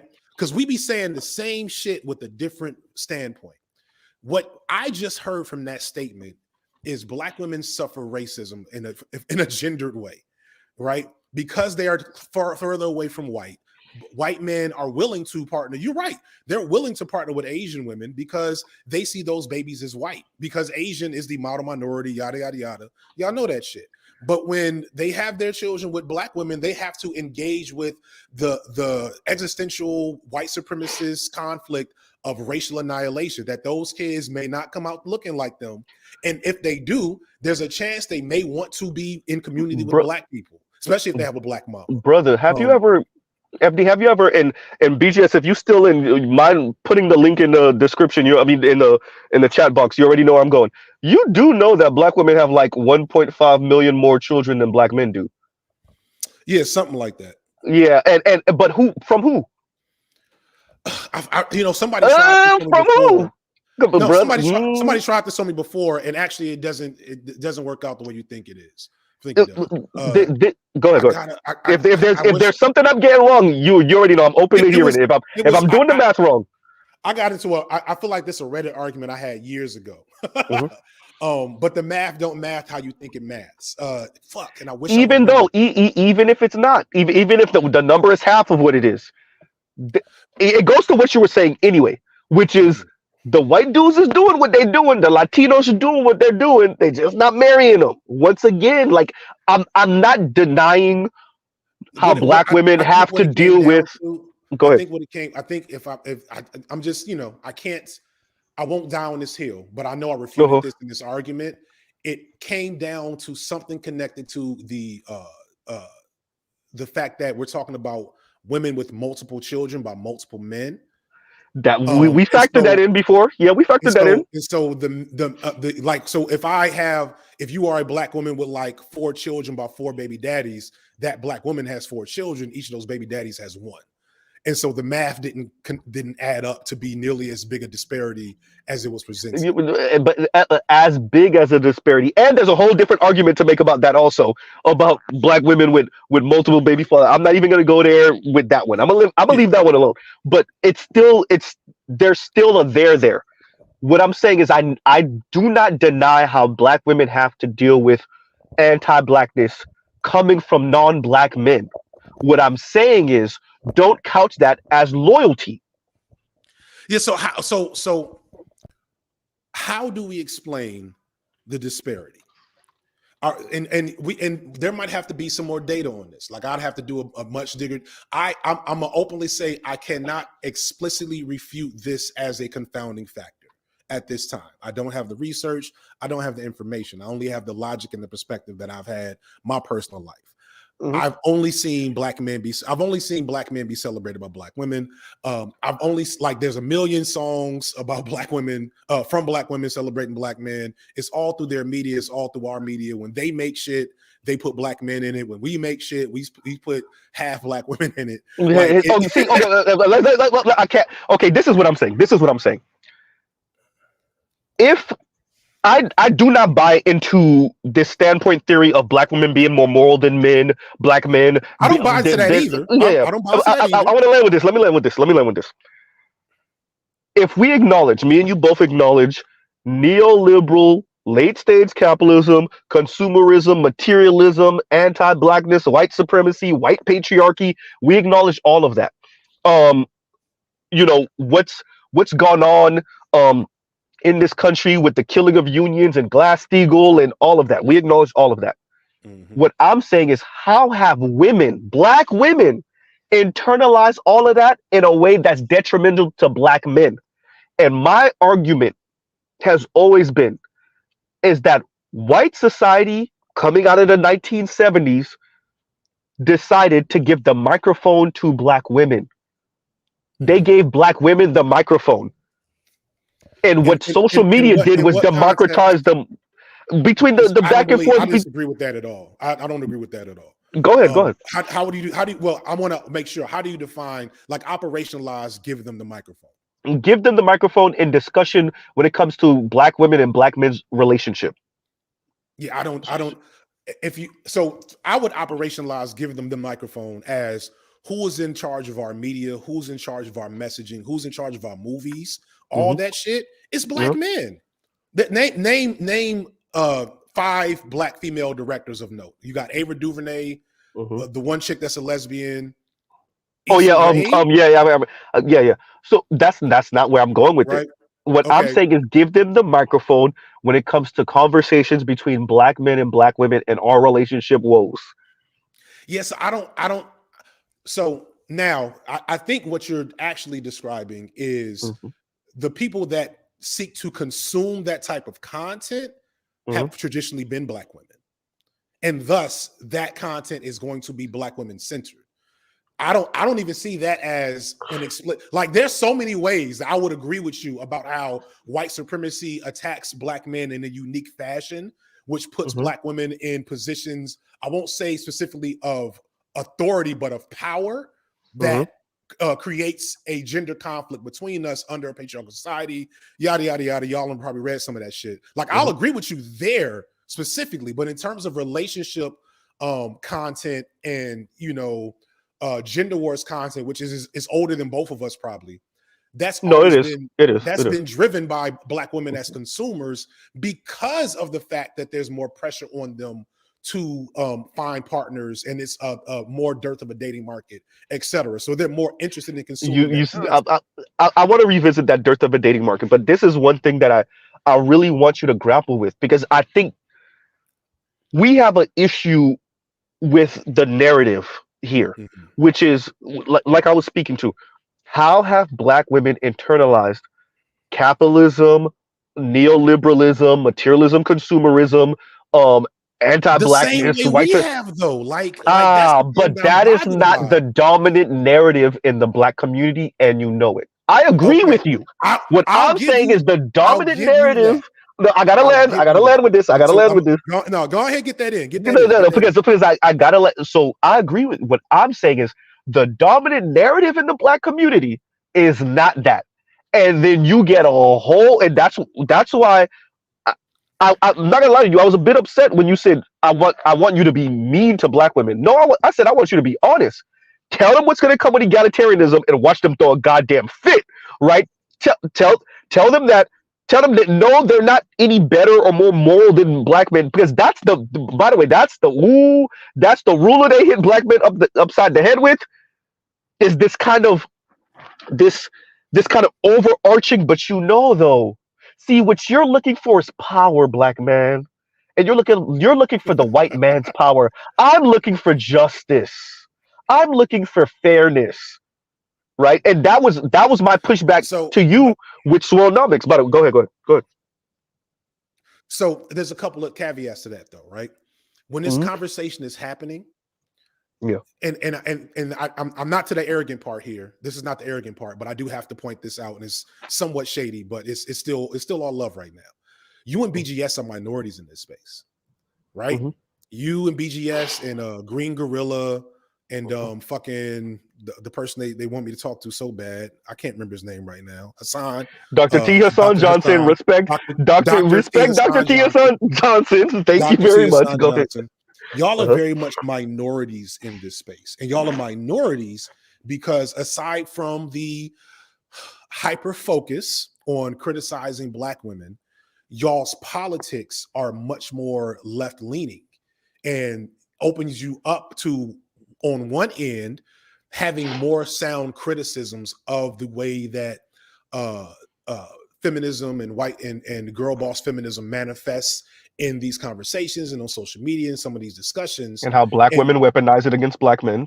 and two, because the conversation with y'all, if y'all weren't often on that bullshit, would actually be a conversation. Flip side, y'all cannot attract the same crowds that Kevin did, that Steph is cold, Mhm. Angry Man got 300,000 subscribers now. That shit's dumb. Shorts, no, shorts. But there's okay. Let me say this about Well, Kevin.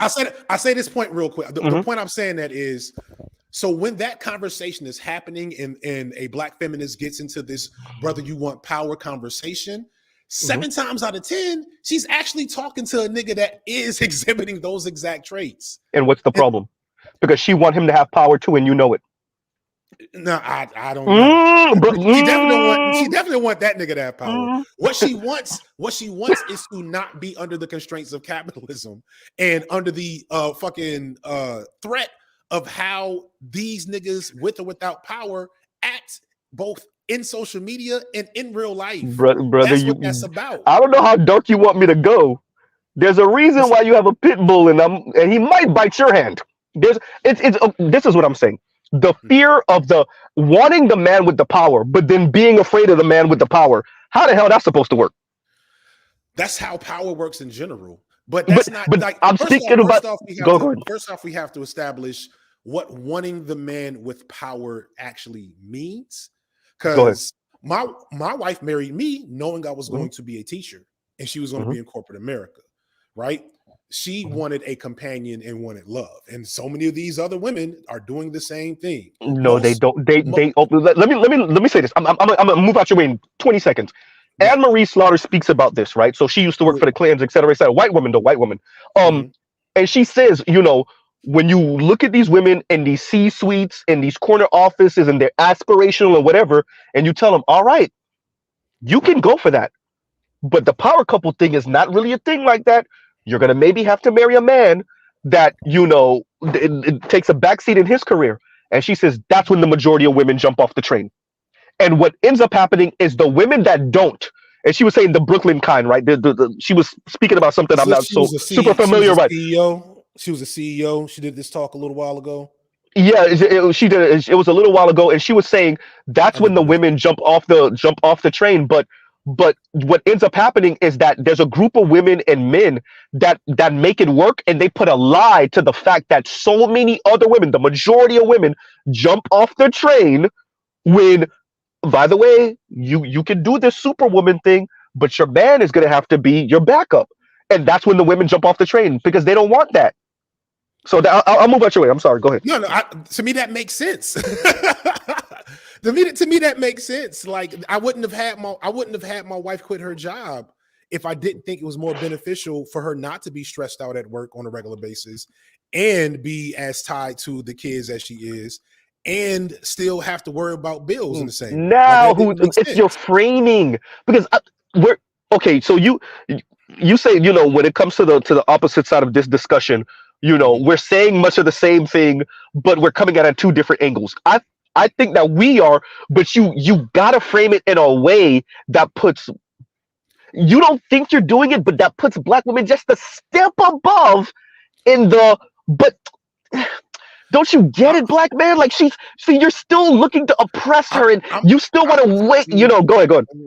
I'm just looking at it as I'm trying to emulate what the fucking Panthers were trying to be about. That's what it comes down to. I know about the Black Panthers. Right, you got Fred Hampton on your page, so you know that even though they had issues with misogyny, right? Like that was still a thing. But the brothers was cooking and cleaning. They were trying their exactly, because if we're really, really, really about this liberation shit, we can't be wasting so much time in petty conflicts about shit that either A, we don't have the capacity to control, or B, is so set in stone that we can't change it until we change everything else. So until we can create a situation where childcare is not nearly as deleterious to women, both in terms of the actual man hours, but also the stigma of how you participate in childcare for a woman. Until that happens, it's going to be easier for everyone involved if you have a air quotes protector provider person in the household to pay the primary share of the bills. That is the reality. That doesn't mean that's how it has to be for everyone. What I'm saying, this is what I'm saying, brother. This is what I'm saying. Going back to Ebony, it's not just her class. I want to stress this, bro. I'm around working class Black women. I used to work in white collar environments.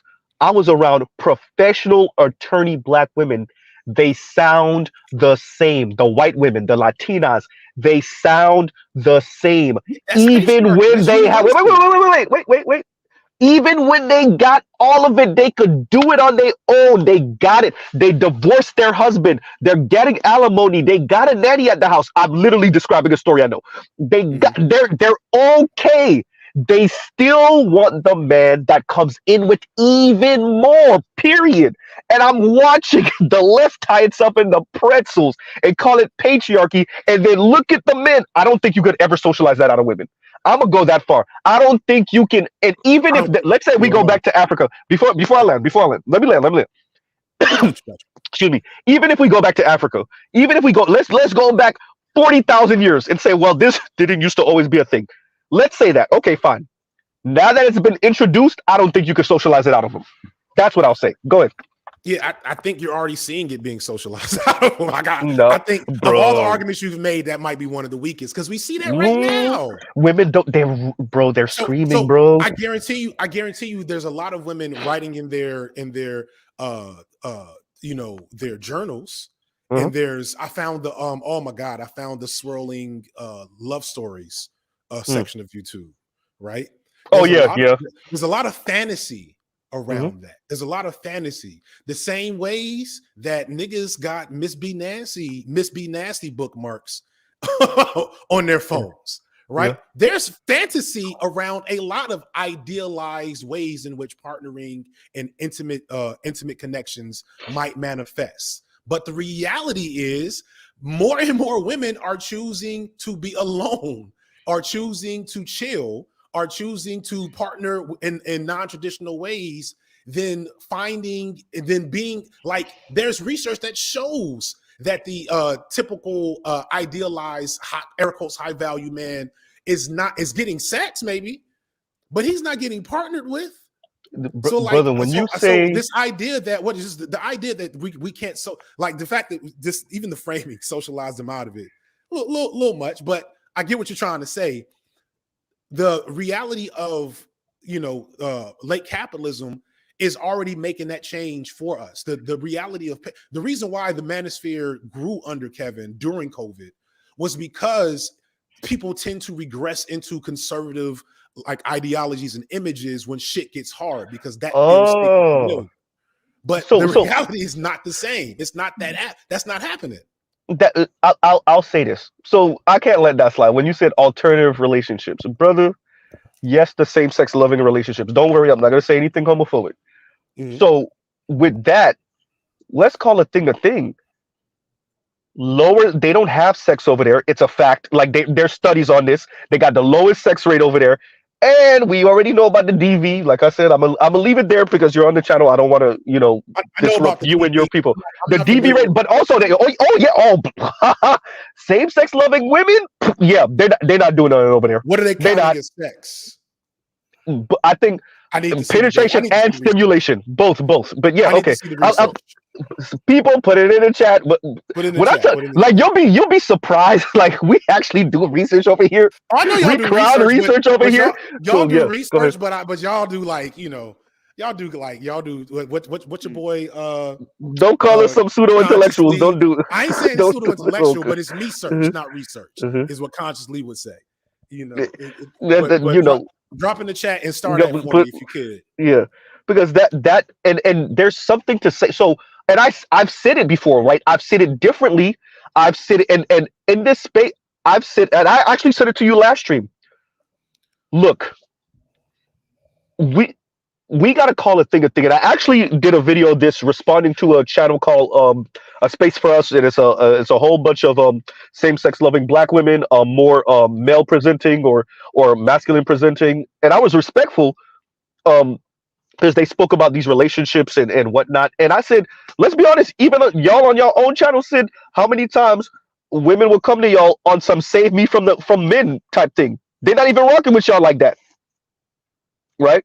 Yeah. They're not even engaging in the, extracurricular activities, the fun part, because they're not over there for that for real. They're over that to partner with somebody to pay these damn bills and to have a masculine presenting person help them with their son. So how do we get here? Like, I feel like we wandered over here. Yeah. We're back. We drifted. Go ahead. And I need to run in a second, so I'm gonna have to get to my favorite part of the video coming out in a couple of days. But we were talking about this idea that women. So I don't think there's an argument against the idea that there are many women that desire patriarchy on their terms. That is not like. Patriarchy by feminist specifications is what I call it. Patriarchy by feminist specification. That sounds correct. And there is a challenge to get that across, not always to real feminists, but to like gen pop women who got their feminism from Tumblr or Beyonce, right? Mm-hmm. So like I'm not gonna fight you on that. I said that in my own content. But that is not a challenge unique to women, is my point. That in the same breath, I don't think it is, and so I don't disagree with that. The thesis of the video coming out and my response to your response, and the reason why I said I didn't listen to this thing about be mean to women, is that when you want me to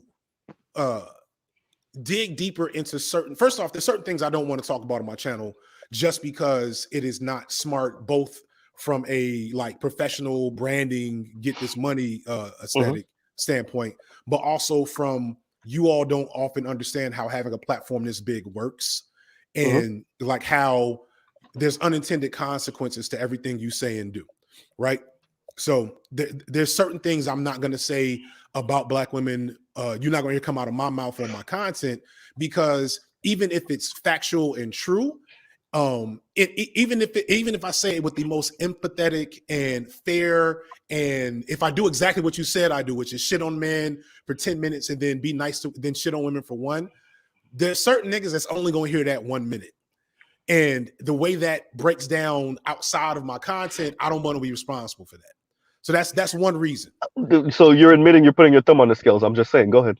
I'm not saying I'm putting my thumb on the scales. I'm saying there's certain things that I need to talk about because I am a black man, and there's certain things I understand that talk about because I'm not a black woman. I get that. What I'm saying, and I need to respond to this part. The women that I'm almost certain that you're in community with, you might have their number in real life, and et cetera, et cetera. They're not doing that. The only one really pushing that needle for real, is Juicy. I'm not going to mention the other ones because if you mention them, I'm going to start telling you about videos that they have that I could point to you and be like, that's an example of not doing that. So I ain't going to put you on blast with that. I'm purposely not saying certain names. I'm sure that's the case. And I've argued this as well, that we've established a poor paradigm for how we discuss black men online. I said that way back in Baby Boy video, probably. Yeah. You know what I'm saying? So I don't want to miss the point because it's going to take me 30 seconds, not even 10 seconds left. My point is you're doing that. I agree. By the way, okay, fine. If you're not going to, you're a black man, you don't think that, you don't want to be overly critical of black women, particularly coming from the left. You don't want to dogpile. You don't want it to even seem like you're dogpiling. I understand. What I'm saying is the women. So I'm not, once again, I don't want to say their names. They're not telling the ladies, hey, we sounded like we actually advocated for patriarchy over here. Is this real feminism that we're doing over here? Is this real? Really, they're not doing it, brother. I watch their stuff. They're not. Go ahead. So I'm sure that they slip up, but I've heard that so many times from some of my homegirls. So I've heard that from people that I ain't even really in the community with. Like me and Kim Foster have exchanged tweets. I've heard her talk that shit. I don't know if that's the name you want to bring up right now. I know she's persona non grata over here. Bruh. I don't even get into it. No, it's not even that. I'm not even bringing up that brother. I'm saying that might be one of the people I'm saying that has said some of the most egregious stuff, and if they didn't delete it, I could. She's had her moments. I've seen her with her moments. I know a particular moment that always comes up with her and what was it, Eric Garner? I know about that. Yeah, I know about that. brother. That's not unfamiliar to me. But I'm saying I've also heard her more recently talk about the way patriarchy is desired by a lot of these women. But I want to get to his including her. Go ahead. This main thing I wanted to get to. The real thing that bothered me enough to say we gonna talk is y'all keep saying my audience is not predominantly black men, and that shit gets my goat. Whoa. Have I said that? I don't think I said that. Yes, you said in so many words. I need the timestamp. No. You said in so many words. I've known because you said it that I've watched you say my audience is primarily black men. So you trying to tell me I said that after you said that a while ago too. So I've known it. So, but you did say it in so many words. Hold on. I'm copping please right now. I need you to play me saying it. Hold on. Let me go ahead and see if I can pull it up and see if I can find it through some transcripts or something. Let me see. I don't recall me saying that verbatim. Maybe. Let me see. Maybe in the heat of the moment, but I don't remember. Control F in this motherfucker. Let's see. The critique of black women. Sorry, brother. Yes. And like respectfully, man, don't bring up my sons. Respectfully. No. I will stop. But now that you're on, let me say why I keep on saying that. And it's the same thing I say to the brother Diallo Kenyatta, who I actually like listening to. The reason why I continue to say that is to say your sons are going to eventually become adults. They're going to go out in the dating world. They're going to go, and the things that we're saying here matter. The way your sons are going to have to, they're going to have to encounter the hypocrisy that's coming from the opposite end. And so when I bring that up, I'm saying, what you're saying, you really go ahead. My sons to be resilient because they've already encountered that hypocrisy. Yeah. And I guarantee you, the little black girls they're in community with are going to encounter their own version of the same challenge. Yeah. And I would hope that their parents and the people around them teach them resilience and ways to communicate through that as well. So because here's the thing, and let me read it. This is I got a timestamp. 2546 on Swirling Gets Political. Because FD signifiers subscribe. Let me read this perfectly. FD signifiers subscribers and audience is largely non-black. And so yeah, largely non-black. I didn't say most. It's good. You gotta pin me on it. You gotta pin me on it. Come on now. You gotta pin me on it. But you understand. I've been knowing. Go ahead. But you understand the rhetorical device that serves, which is to undermine the validity of what I'm saying based off who's buying into it, right?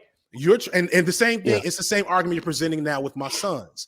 You all like to present the idea. People keep on. I peeked at the chat a couple times, and I see something like these are. Well, let me see if I can find it.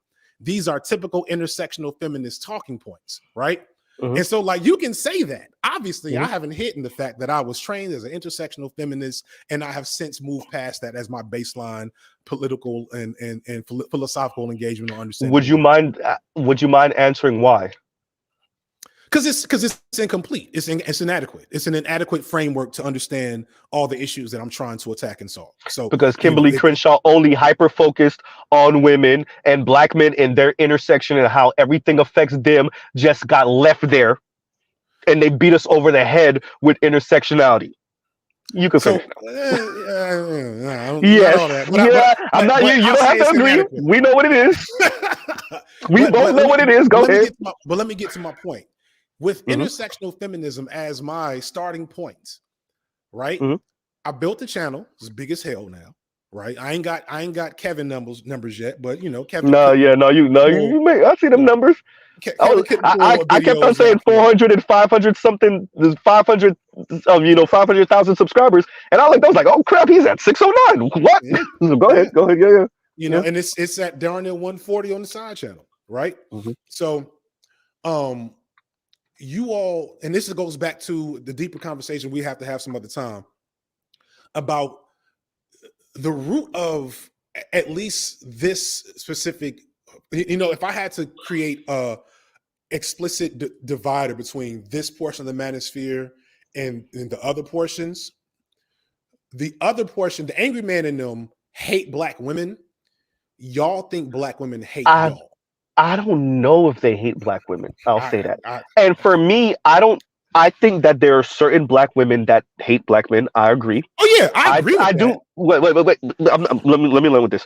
I also think that there are black women that hate that they're not white women. So it's not really a hatred of us. All of this is distinction without differences when you really get down to the rhetoric. But it's that they hate that they're not politically and socially, not maybe so much phenotypically, but politically and socially, white women, upper middle class white women and above, to be very fair.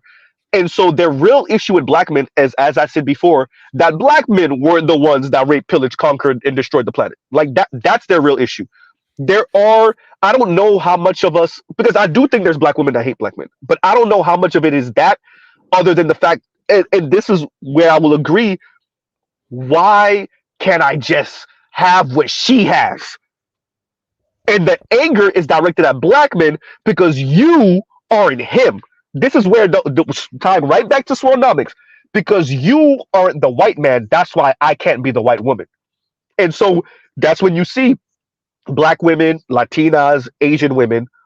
That's why it's about white dudes. That's why it's about white dudes. And I'm gonna love to see how y'all attempt to kind of get this out of women. This is gonna be fun. But go ahead. What that's the problem, is that y'all severely overestimate the amount of women who are really like that, right? And I think that's where I get I think you underestimate it. I'm not joking. I'm not just saying that just to respond to you. I think y'all really. I think the actions that I keep on saying, the fab socialism line. Why is it so many radical black women with white men? And I keep on, because they don't mean it when it comes down to paying these bills and getting married and living in the burbs or with your bohemian dress, like you really not this person. When it comes down to having to live day to day with a black person and the weight of that, I think that's different. I have met the white husbands of radical black feminist women.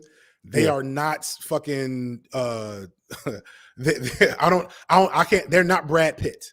They're not alphas. They're not, Mitt Romney. These are the stereotypical soy boys that y'all like to talk about. Like that tends to be when you're talking about that high up in the politics. These are not white men that exhibit the white patriarchal norm. These are very much progressive, leftist, egalitarian white dudes. So, brother, did you not hear what I said to the rest of that? To the rest of that, I said, and the white men that get to live off of the dead bones of what their ancestors did, and not get to play like they not those guys. That's the rest of my statement. I don't rock with that. But we're getting off. Yeah, I understand. I understand you. I understand why you have to say what you say. I'm not minimizing it, but I understand why you have to say what you're saying right now. I get it. And vice versa. So, but get back to my point. The main point I wanted to connect with. So rhetorically, you're trying to undermine the validity of how I'm presenting these issues and my critique on these problems from a leftist standpoint by saying that my audience is predominantly non-Black and converse. And I did not say that. That's not the word. That's not the word I used. I said largely. No, I said largely. You said I said largely. I said largely. Read it. There's a big difference between largely and predominant. Oh crap! He dropped. Is it me? Can you guys hear me? FD, you can come back on if you need to.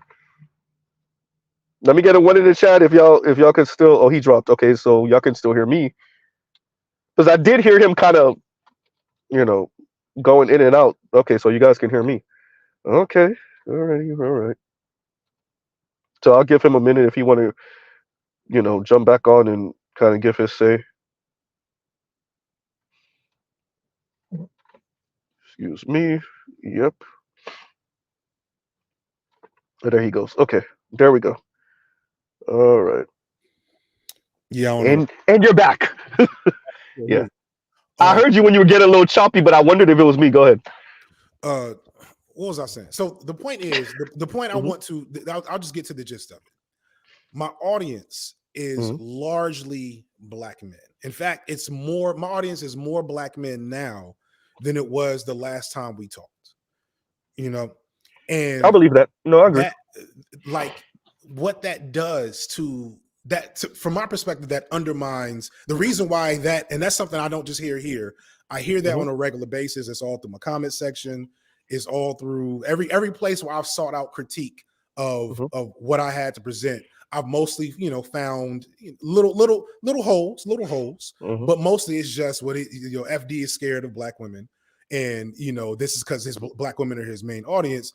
And my shit is a sausage fest. I have not said that. I don't know if you can find me saying that.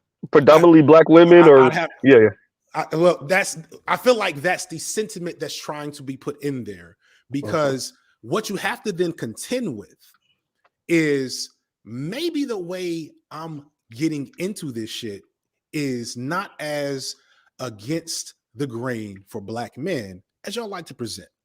Maybe the feeling that Black women hate me is something that's happening here, but not as widespread as you perceive it. And I'm gonna just be real. Maybe y'all should watch less Divester content. Like the amount of Divester content that it seems like y'all are watching, I guarantee you, y'all are 30-45% of their watch hours. I guarantee you, y'all are linked at the hip in terms of algorithmic connectivity. I don't think I watch more than everybody else, and I don't know if it breaks a quarter. Believe it or not, I'm watching visual whatever politics and breaking points and all different. Not a quarter of your watch time, because if you're like me, you might watch a lot of YouTube. I'm saying if we were to look in their metrics, I bet you that there, if you insert who's the biggest one now. I don't know. I know what's her name got demonetized. Yeah, that put it. By the way, that put a lid on a whole lot. And there's something to be said, brother. And I really need to say this. There's something to be said about it having to be a white woman that finally got her head taken off, where all of these sisters know about Cynthia G. all of them knew about Cynthia So G. so a white woman what did a white Yeah, woman do? I yeah. haven't paid attention. Oh, she got in contact. She got in contact with YouTube. Said, look, this woman is literally talking about aborting black male babies. She's literally like, and she pretty much within 2 days, Cynthia G channel was gone. Because she tried to upload us from a second channel, and YouTube was like, yeah, you're out of here But again, within 2-3 days. So Fresh and Fit was here doing damn near the same shit the whole time. They didn't get demonetized from their channel's still there. Yeah, look, they weren't talking about aborting black female babies. Was that video still? By the way, did she keep that video up? I've seen it, but I feel like, oh no, she said that multiple times. It wasn't one, but it's gone now. The whole, the channel is gone now, so you can, that and the backup channel, and I get what you're saying with the that what you perceive and what you watch does have an effect on the way you view the world, right? I've actually done content on the algorithm, about the rage porn, about how Facebook, that's one of the things that Facebook Mark Zuckerberg was dragged into court with, was they can play with the algorithm to show you more enraging content. I know this already. Like, this is I've done my research on this also, and I've done multiple videos about this. So I know this. And like GC said over here, like, no, most of us can't stomach divester content. Z watches for us, and most of my stuff ain't divested. Like, they can't, bro. As a matter of fact, speaking about BGS, that's one of the things. Like, with multiple brothers in the Black Manosphere, like, Z, how do you even watch this stuff? And I'm like, because I know that this is a sentiment, and what I will say, and I don't know if you heard me say that on my stream, is like, it is leaking into real life. With teachers and professors, go ahead. I think, yeah. I hate that y'all have established that as a talking point, because what is happening is that black boy. So I'm gonna pull out I'm gonna get into my black male studies bag. I'm gonna get into my Tommy Curry. What is happening is that society hates black men and boys, and black women reflect that in the same way that the rest of society does.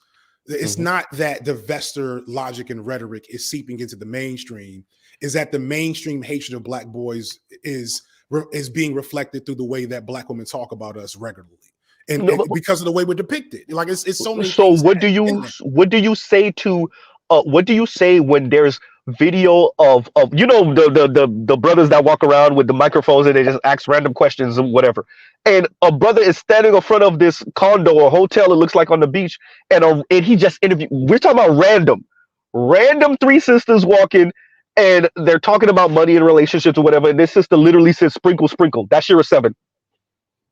I don't know what that means. That sprinkle, it's sprinkle is this whole, like, borderline witchcrafty thing that they're doing now, and they're speaking on, like, when people get desperate and the struggle is real, then they start going to spirituality and all this other stuff. So yeah, he's interviewing random people. Explain to me what that means, though. So sprinkle is.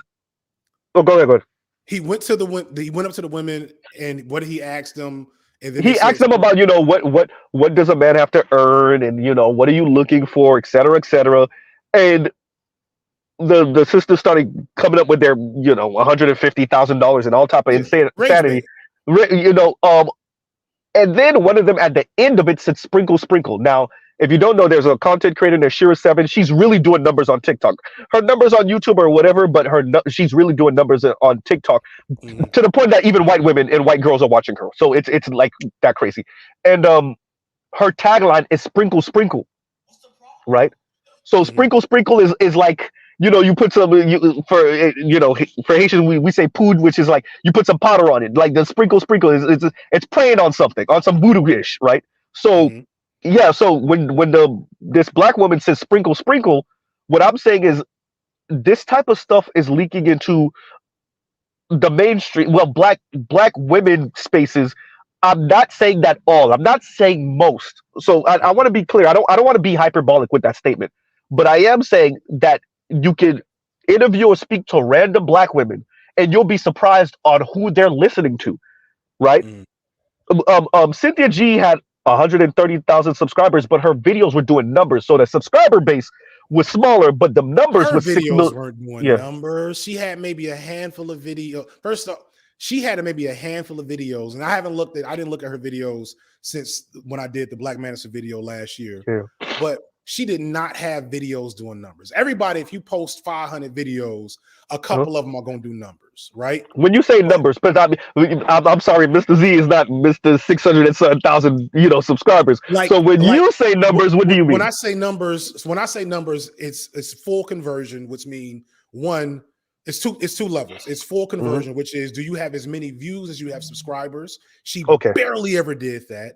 And then two, how many blowups you got? So you do 3 times your subscriber count. You do 10 times. Okay. And she didn't have that. She, as far as I could tell, she barely broke half conversion, meaning like if she posted 10 videos in a month, that maybe one of them would have the full 100,000 views. And rarely did I see that. Now, I haven't looked in a while. The shit pops off at different times. The channel's gone down. Ain't no looking no more. Gone now. We can't find evidence, but I guarantee you, because I know how this YouTube game and algorithm works, which is one of the reasons I want y'all in the chat to hear this. Stop asking me and anybody with a large platform to talk about divestors, y'all. If y'all weren't just, in my opinion, addicted to negative rage bait content online, y'all would understand that the amount of times you talk about divestors is like leaving food out for roaches.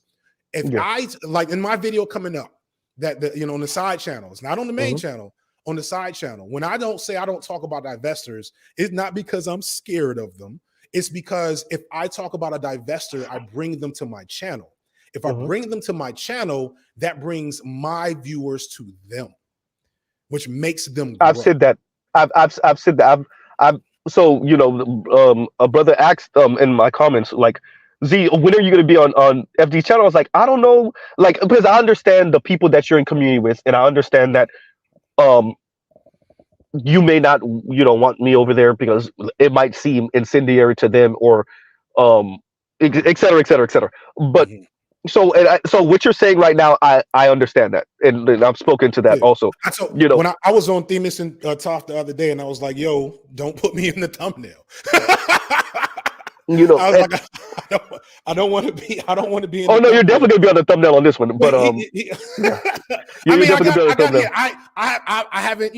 I understand. It's but it's not just that. It's but I respect how I speak. So that's one of my criticisms of, and you said her name, so Kim Foster, and but I know she started the channel young, so I understand youthful indiscretion, et cetera, and whatever. So giving her that space.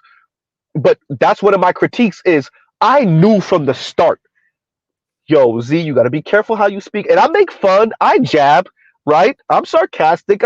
I jab. I see you fall, and I poke fun. Yes, but I understood that I don't know what 16-year-old is falling onto my channel, what 13-year-old is falling onto my channel that just got his heart broken. So when you said that to me earlier this year, I already thought like that before that. That's what I was already on. So I've made sure not to push hate black women rhetoric, because I understood that most black people are going to end up with black people. Much of the, not just swirlers and divestors, but many of them. I say this no shade, not like as a jab at you, but as something to think about how this space really operates. That is why you are still under 10K. Yeah. Versus BGS, who gets way more incendiary than you, who's probably BGS probably like at 70 now. I think I saw last time I looked. No, he ain't at 70, but he's all right. He's grown way more than I would have expected, right? And then again, fucking angry man. but wait. Here's the thing. And I gotta come to the defense of BGS with this one. Why wouldn't BGS? But let's be very clear. What BGS has done, like, brother, I said this, and I don't know if you heard me say this when I said it. We were never gonna wait for brothers like you to finally say, you know what, there's something here. Because I honestly don't think y'all ever were. Maybe you would have, MD. I'm sorry. Say that one more time.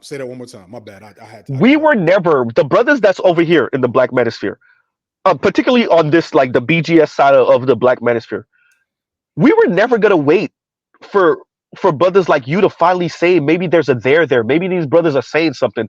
Maybe it's not hatred of black women, but maybe they're seeing a pattern here. Maybe they're seeing something. Maybe there's some negligence on the black left part, right? Maybe we hear these people upside the head with this intersectionality talk and minimizing some of the things they go through at the hands of black women. Maybe we're using standpoint theory to minimize what black men are going through. When you come at BGS the way you do, you're minimizing the fact that he's here because y'all, and when I say y'all, I'm not just saying you, I'm saying that whole ideological train that starts before you weren't actually saying, you know what, black women, 80s, 90s, early aughts, y'all are running with the white people's microphone and beating black men up the head with "you're not on our level" talk a little too much. Y'all are minimizing the plight of black men a little too much. Like Yvette Carnell said, y'all have watched your sons go to prison and jail, and you largely said nothing. Yes, we had a handful of, we know about Michelle Alexander, we know. But for the most part, y'all kind of sort of thought they deserve to be there. So there's a reason why there's a BGS. Go ahead. Everything you're saying is also true for black men. Everything you just said. For every black church lady talking about for every what's the woman's name that Tupac talked about? About rap music. She was anti. Oh man. I know who you're talking about. Okay. Somebody put it in the comments. This is why I love my comments, my live comments. Yeah. Brothers be whatever. See the Lord sucker. Yeah. That's it. Yeah. She really went out at hip hop. Yeah. But she was also part of a coalition though. Yeah. And it was full of black men, black male pastors as well. So it's like that is the problem of, so when I go at BGS, I don't think I went negative too, other than jabs that y'all gotta expect. I haven't really taken a whole lot of shots at anybody too tough, right? But what I'm saying is BGS is not above getting a little dirtier on his channel, right?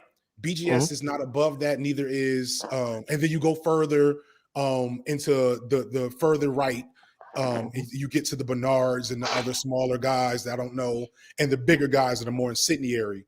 You have to engage with and reflect on the fact that there's me growing at a nice pace, doing well, getting a lot of brothers on board with what I'm talking about. But boy, I'm putting in a lot of fucking effort.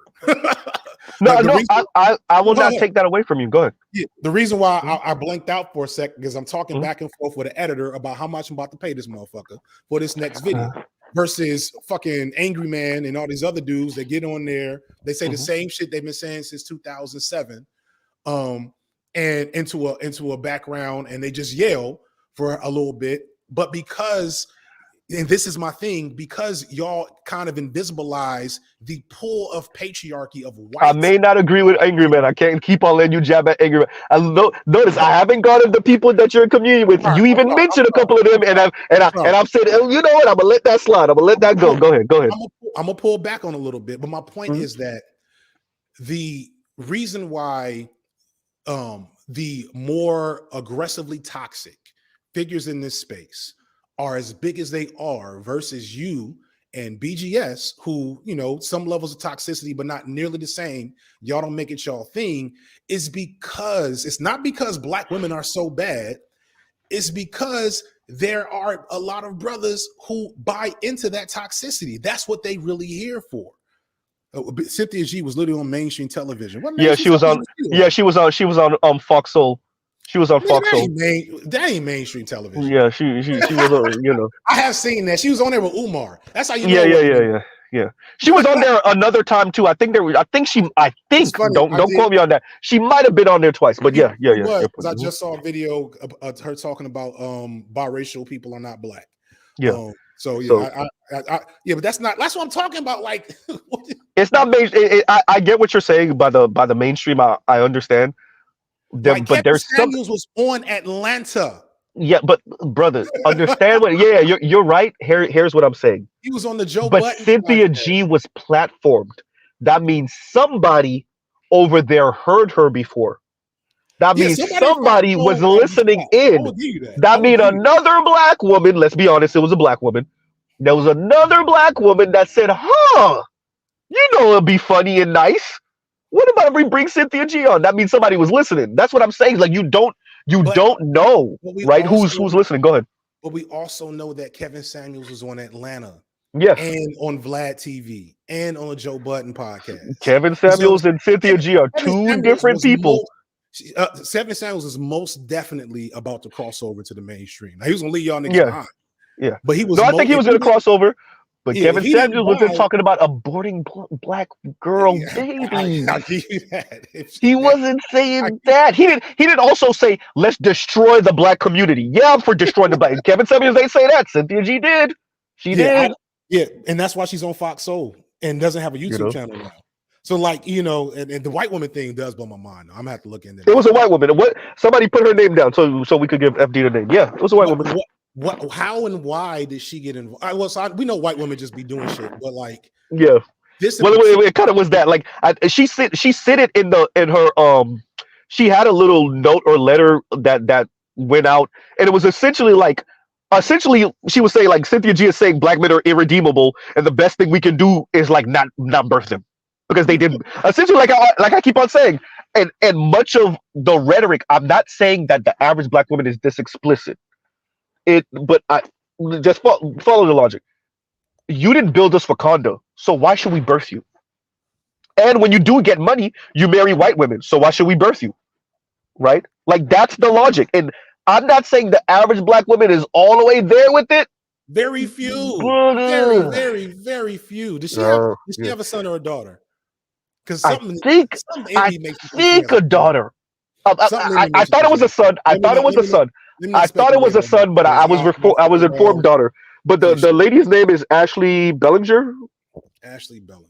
Let me look. Yeah, it's highlighted right now. Real quick. Thank you, KW Don.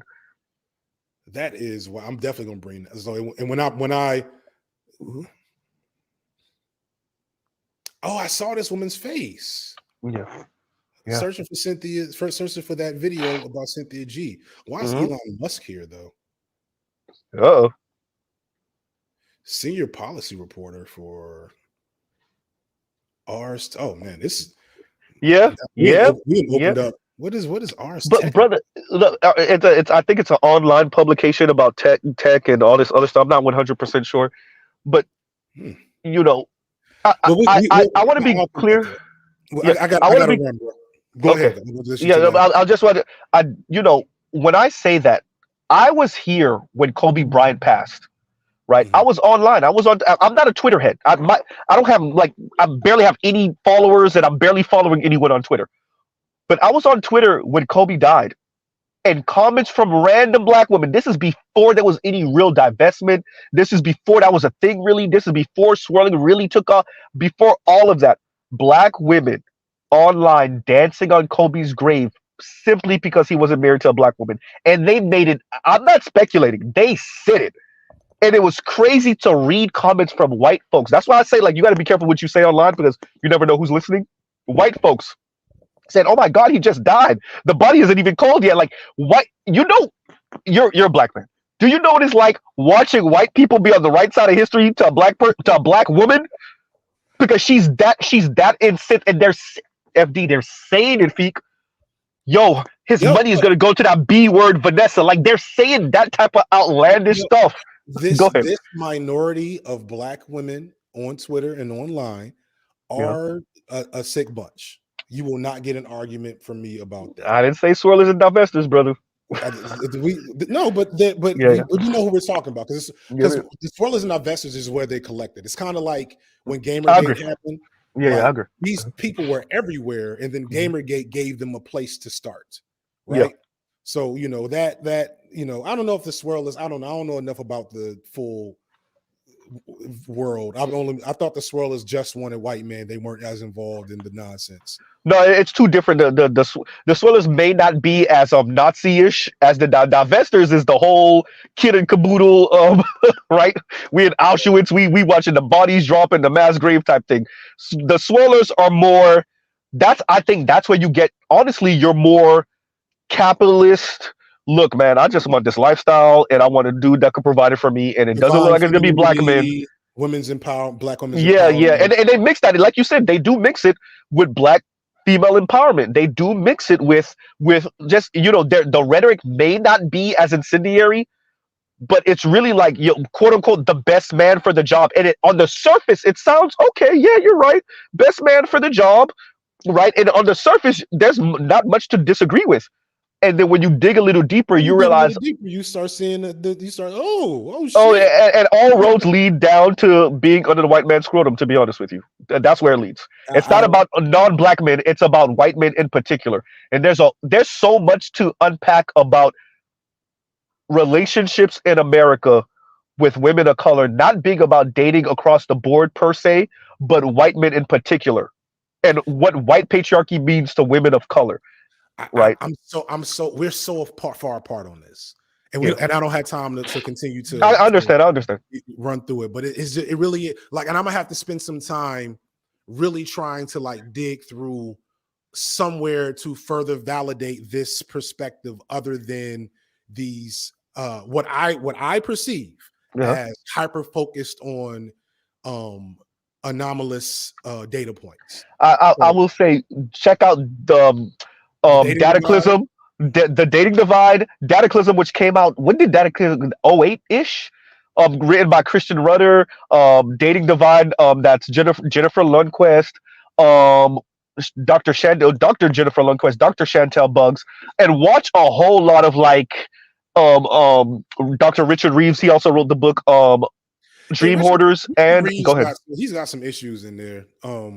I'll look into Dataclysm. Dr. Scott Galloway. There's a whole lot like to that kind of speak to what it really, and even Christine Imba in the, because here's the thing that bothers me. Are we talking about, because there's so many other, like when we have this equation when we're trying to understand a phenomenon with like multiple variables. Mm-hmm. There's always like, so multiple variables, right? Each variable might contribute to the explanation of a phenomenon.